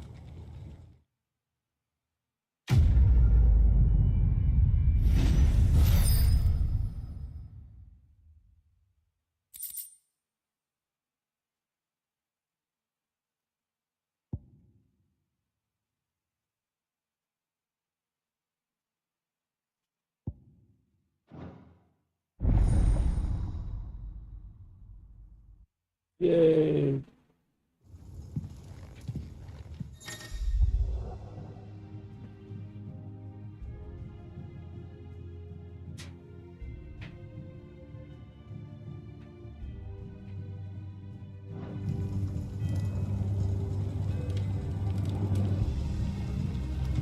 That leather loosener was only the first of the discoveries the Alembics gonna help us make.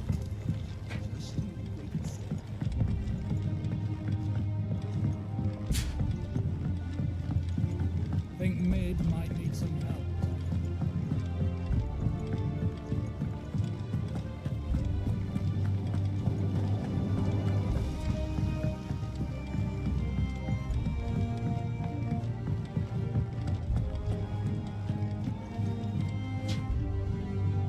Goat.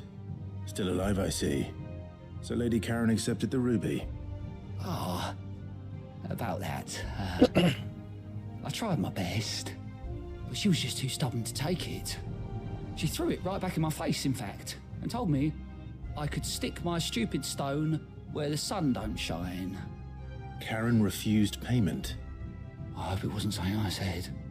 I'm sure you were as tactful as ever. Let me see what I can do. Oh, wonderful. I hope you have better luck than I did.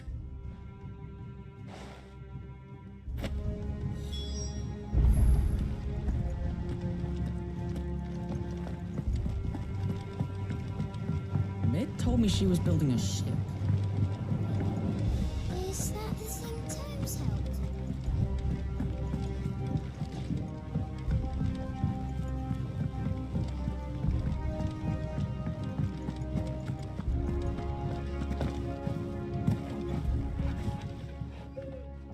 Lady Karen, Goad tells me you weren't happy with our offer.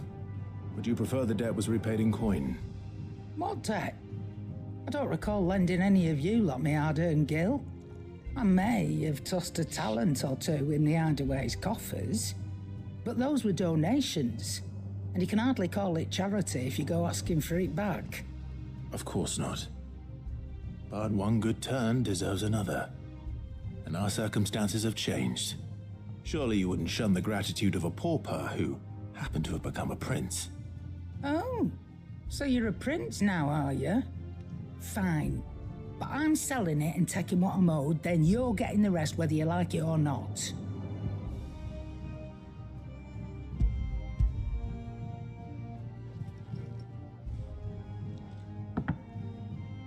Where'd you even get this? A decent trader might nab 1,000 talents for a star ruby. A canny one, meanwhile, might claim it were nicked from the belt of Sid the Outlaw himself and ask twice as much. Might be I already have a buyer in mind. Might be you even know her. A fine continental maid whose beauty's only eclipsed by a guile in commerce. You wouldn't mind, would you? Not at all. Just be sure to tell her that it's always a pleasure doing business.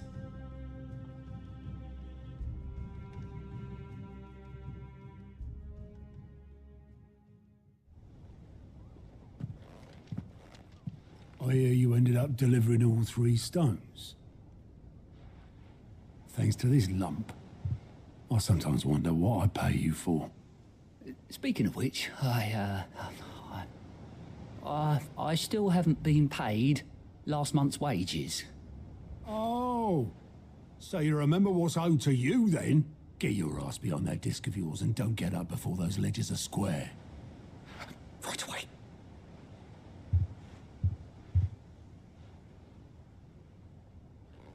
I've seen that before. You have, yeah. Plenty of times. It was the only goblet Sid ever used, either out of habit or because the filthy soul couldn't be bothered to find a clean one. I knew so little about him. Like most people. Martha and the Dame both seem to have fond memories of him. I bet they do. How long did you know Sid before he... Before he died. 20 summers, give or take. Back in the day, I was a purser on a trade ship, which is where I met him. He bought passage to... I forget where. But having nothing better to do on the long nights, we sat up drinking island rum till the morning bell dragged me back to my duties. Quit my post not long after that, on account of making a fine maiden's belly fat. But me and Sid stayed close, promising we'd one day sail the seas again. That was before fate stepped in and said she was having none of it. The magic woke inside my son soon after his first name day, and there was no hiding his knack. Couldn't you and your family have... My family were the ones who summoned the constable, wanted the monster taken away. I couldn't turn my back on him, forget what I felt, and I couldn't for the life of me understand how they could. Luckily, Sid was of the same mind as me. It was him who stood beside me when all I wanted was to tear the whole world down. Him who cried for me when I had no tears left of my own. Him who swore he'd do everything he could to stop it from happening again. And he was true to his word, too. Left the Royal Army once and for all. His ranks, his ribbons, gone. Just like that. Threw away everything he had. All to right a wrong that no one else had the courage to face. I knew then I'd follow that man to the ends of the earth.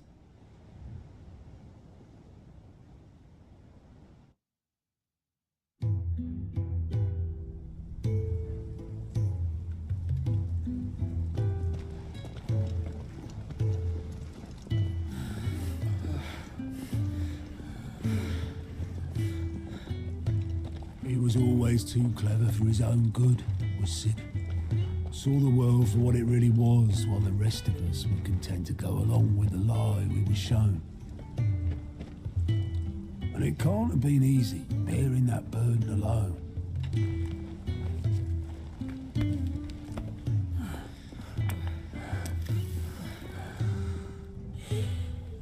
But he didn't let it stop him. He never lost faith in what he believed was right. And that gave us faith in him. Faith he'd steer us true. So I swore to myself that I'd always be right behind him, ready to catch the stubborn sod if ever he should fall.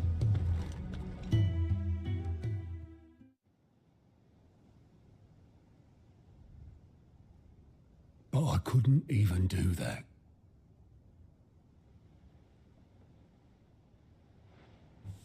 Ignore me. Just the ramblings of a tired old man. Leave that lot. I'll tidy it up in a bit.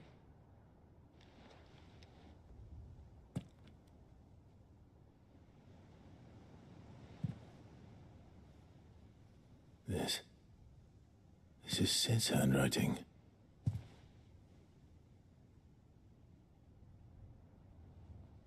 Dear Otto.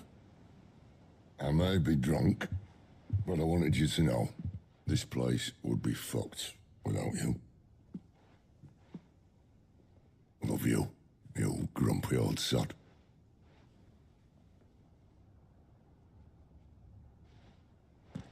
This note. Hmm? What about it? Sid was right. Without you, we'd all be lost.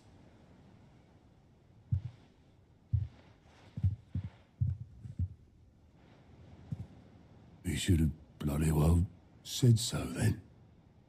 Just once. Before he went. But then, why would he? Him, or anyone? I'd only have told him to piss off.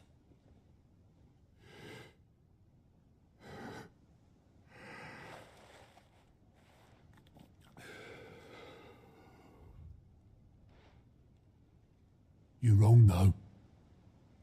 Both of you. It was never just me keeping the hideaway afloat. It was all of us. I just shoved people in the right direction, and I barely seem to be able to do that anymore.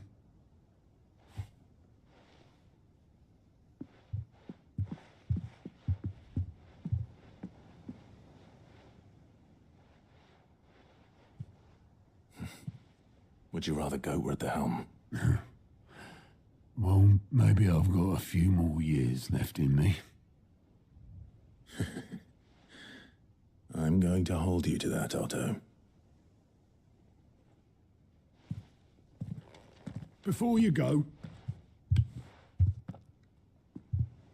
Sid would have wanted you to have this. But that's... This'll do me just fine.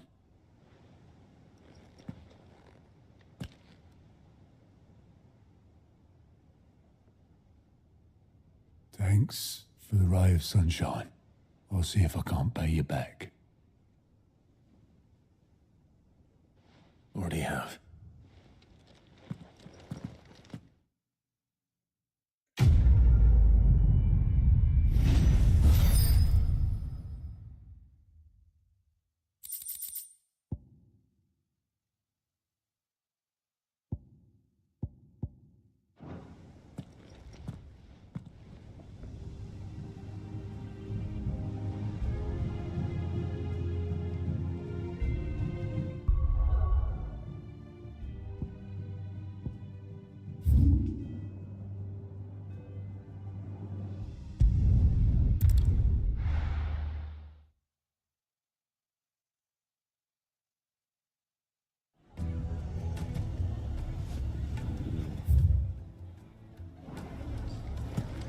People take notice of wealthy men.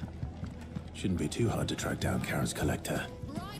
Now, Dusan, I know you're keen. Oh. Where did all the men of the rock go?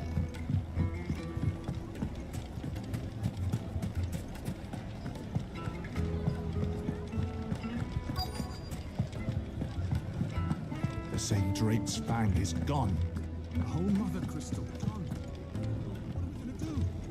Calm yourself. I don't know for sure. It could have just been a tremor.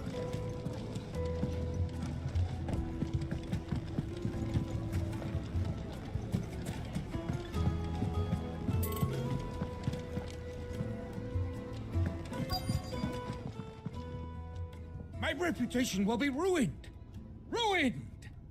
Calm yourself, Lord Ignac, I beg of you, before you do yourself a mischief. Pardon the intrusion, but... Out! Get out! I paid for these rooms so I wouldn't be disturbed. Leave me be! Please, Allow me to apologize. His lordship is going through a difficult time, and he's never been fond of guests arriving unannounced. Radim! Get rid of the filthy oaf this instant! Very good, Lord Ignac. Would you mind stepping outside for a moment?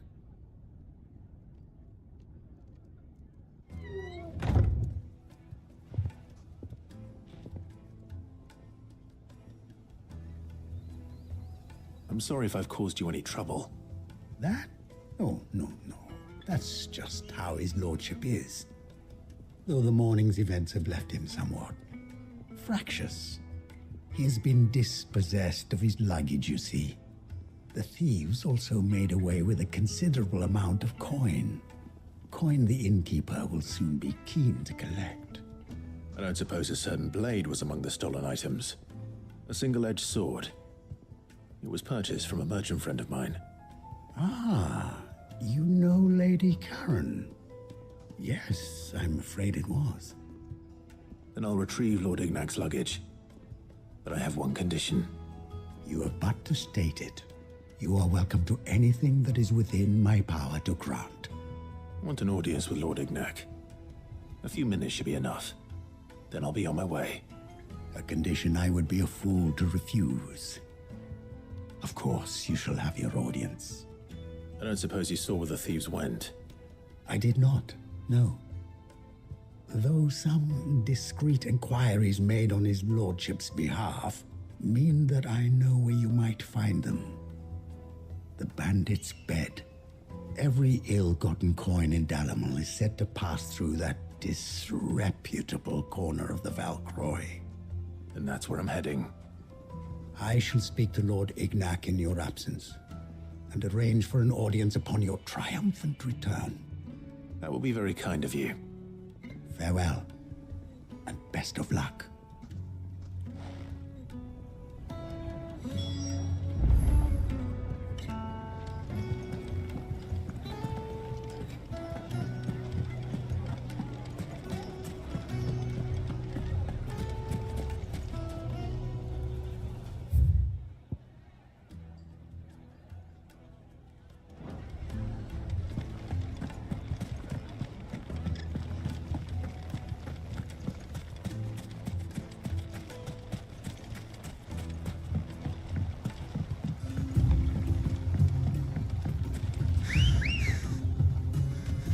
Let's go.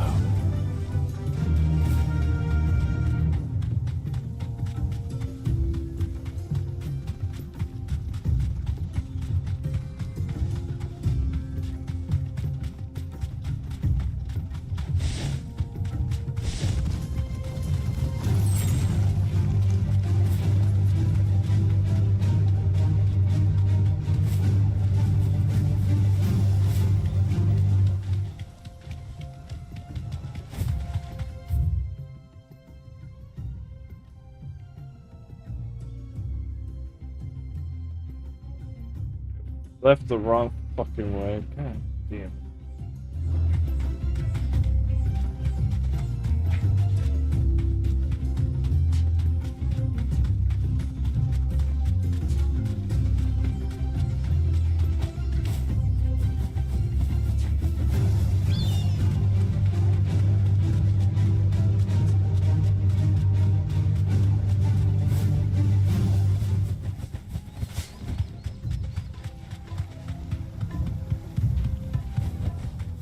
No need to ride from here.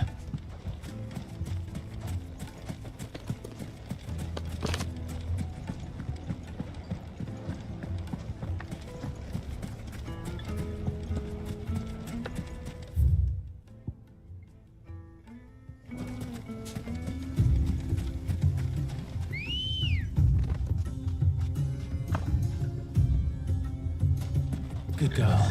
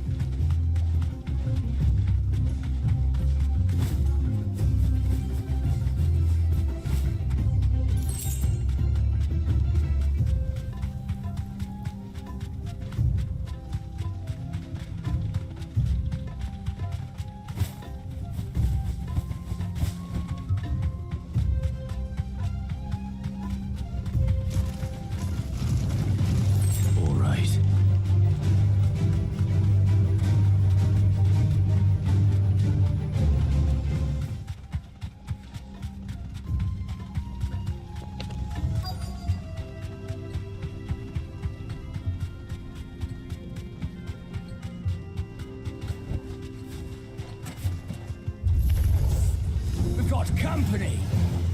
Come on, lads, let's tear the bastard's head off!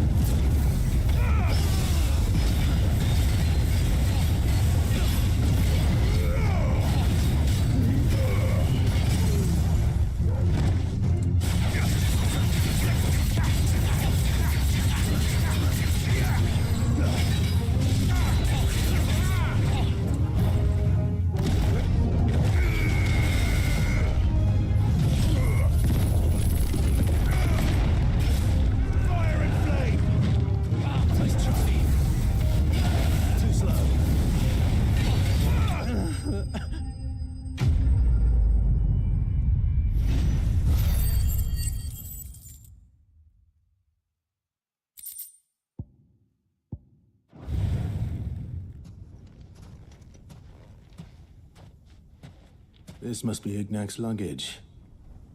Nothing seems to be damaged. All right. Let's get it back to Dalamil.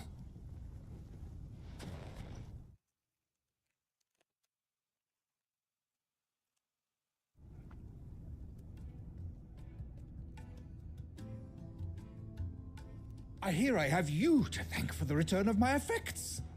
What shall I call you, my good man? Wyvern. Glad to make your acquaintance. A formidable name indeed. Well, Wyvern, I appear to be in your debt. Redeem here tells me you wished for an audience. Is that all? A few moments of your time should suffice, yes. You're a peculiar fellow, Wyvern. All right, speak. Master Wyvern was wondering if you could tell him about a certain single-edged sword you recently acquired. Oh, a true work of art, that one. Karen drove me hard on the price, but I would have sold her Radim here to get my hands on that sword. It was made in the Outer Isles, far beyond the Twins, and is used exclusively by the practitioners of a unique school of swordsmanship. They believe no combat should ever exceed a single strike, and hone their blades to such perfection that none ever does. Each sword is made for that one perfect stroke, and for that stroke only. They crack upon a second blow. There's a brutal sort of beauty to it, really. But how do they hone such an edge? Fine question. Why, they use a whetstone, of course. Whetstones, rather.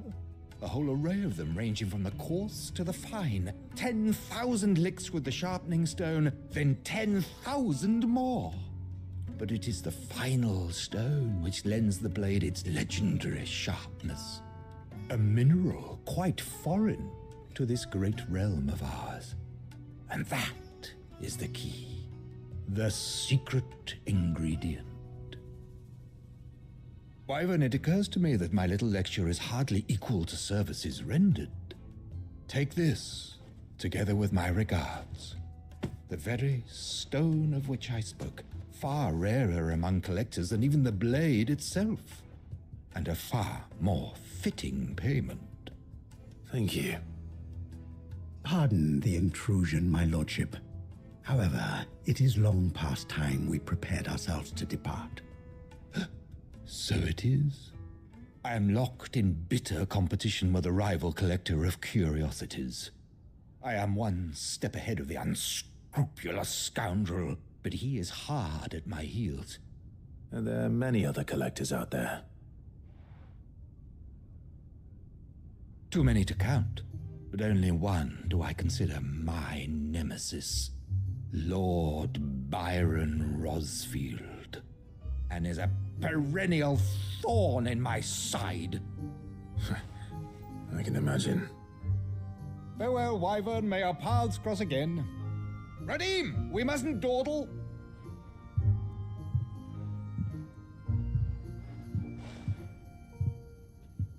I think his lordship is rather taken with you, Master Wyvern. Thank you again for your assistance. Coming, my lordship. I'll be right there.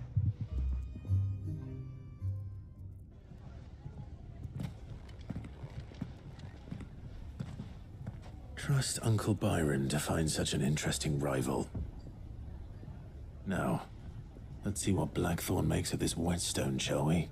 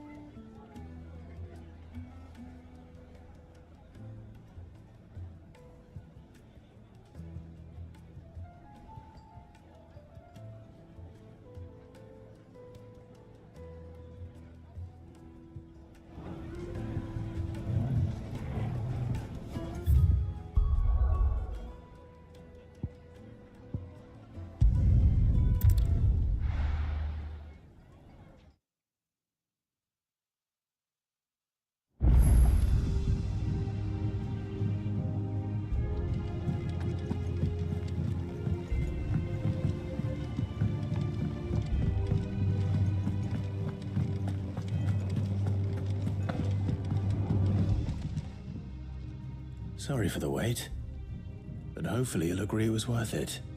You learned something about that sword then? I did better than that.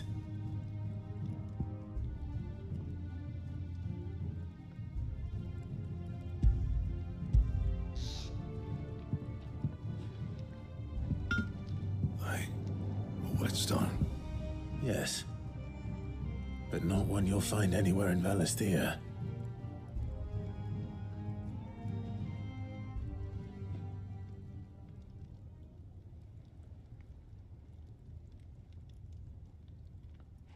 No wonder I couldn't get the same finish on the grinding wheel. One hit and all done, eh? Might not be so bad if all you ever fought were duels. Good luck on the battlefield. Your second opponent would be your last, no matter how good you were. Even so, is there some way it could be used to give the Cursebreakers an edge? I think so, yeah. With this whetstone and the right kind of steel, I could probably even make a twin of the blade that rattled me. But there'd be no replacing this little rock once I worn it down to a sliver. I reckon we get a dozen swords from it, if that. Swords that the Cursebreakers wouldn't know how to wield properly, and that would see them through a single fire piece. Nah, no point trying to copy that thing. Be about as much use as a wax anvil. But finishing our blades with a whetstone this fine, now that's something to consider. And what's finer than fallen masonry, eh? Or more hard-wearing, for that matter. Just imagine it. Good Valisthean steel with an edge as sharp as any found in the Outer Isles. I won't make a copy, nah. I'll make something much better. I'm sure the Cursebreakers will be delighted. Just don't push yourself too hard. Don't you worry about me, Sunshine. I've been working day and night since I was half your age, and I'll still be here when you're long gone. Hey, thanks, Clive. I mean it. I owe you one, August too. It's good to know someone's looking out for me. He'll be happy to hear you said that. And I'll see that my debt to you's paid. First new blade I make's got your name on it. You come and find me when you've got the materials. All right. I will.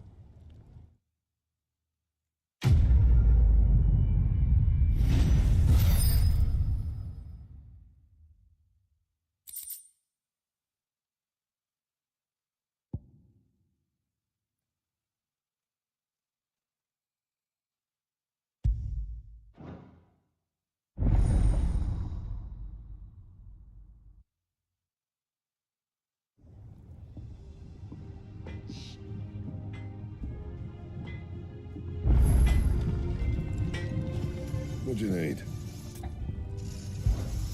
So, what'll it be?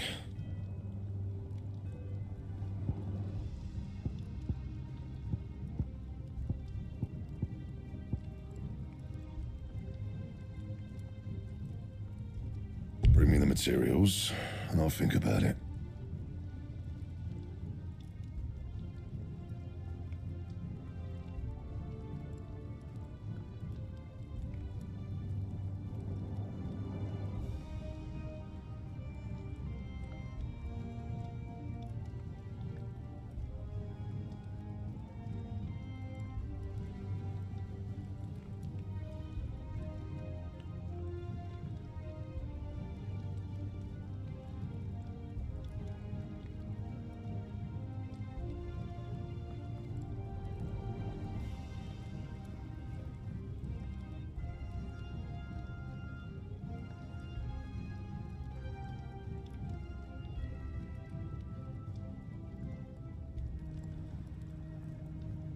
And?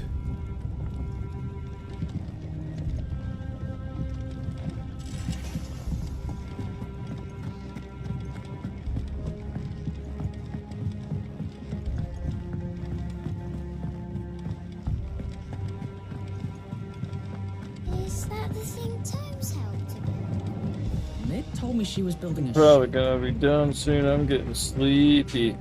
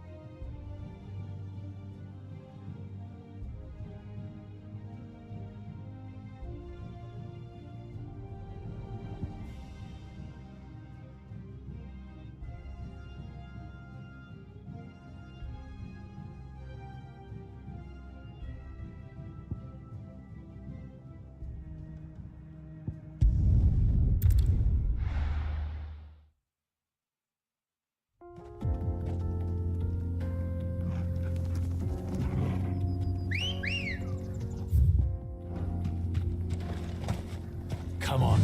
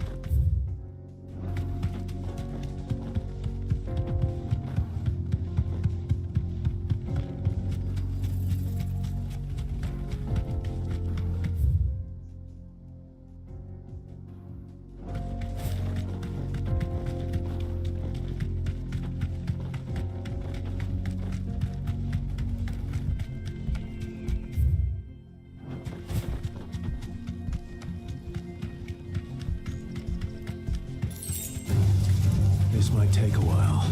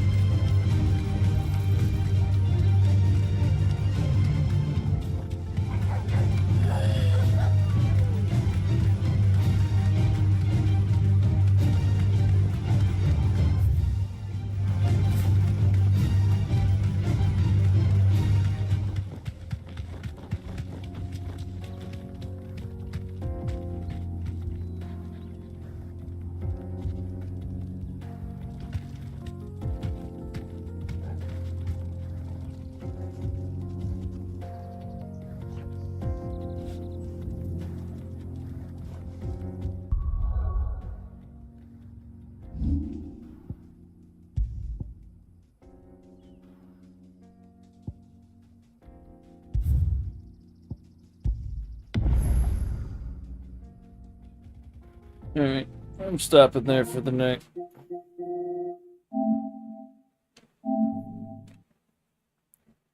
Before I start dozing off, I'll play.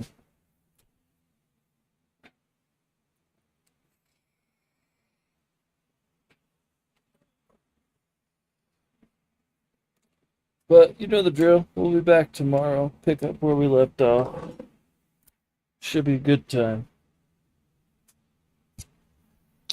But till then, hope you all have a great night. Thanks for stopping in. See you later. Peace out.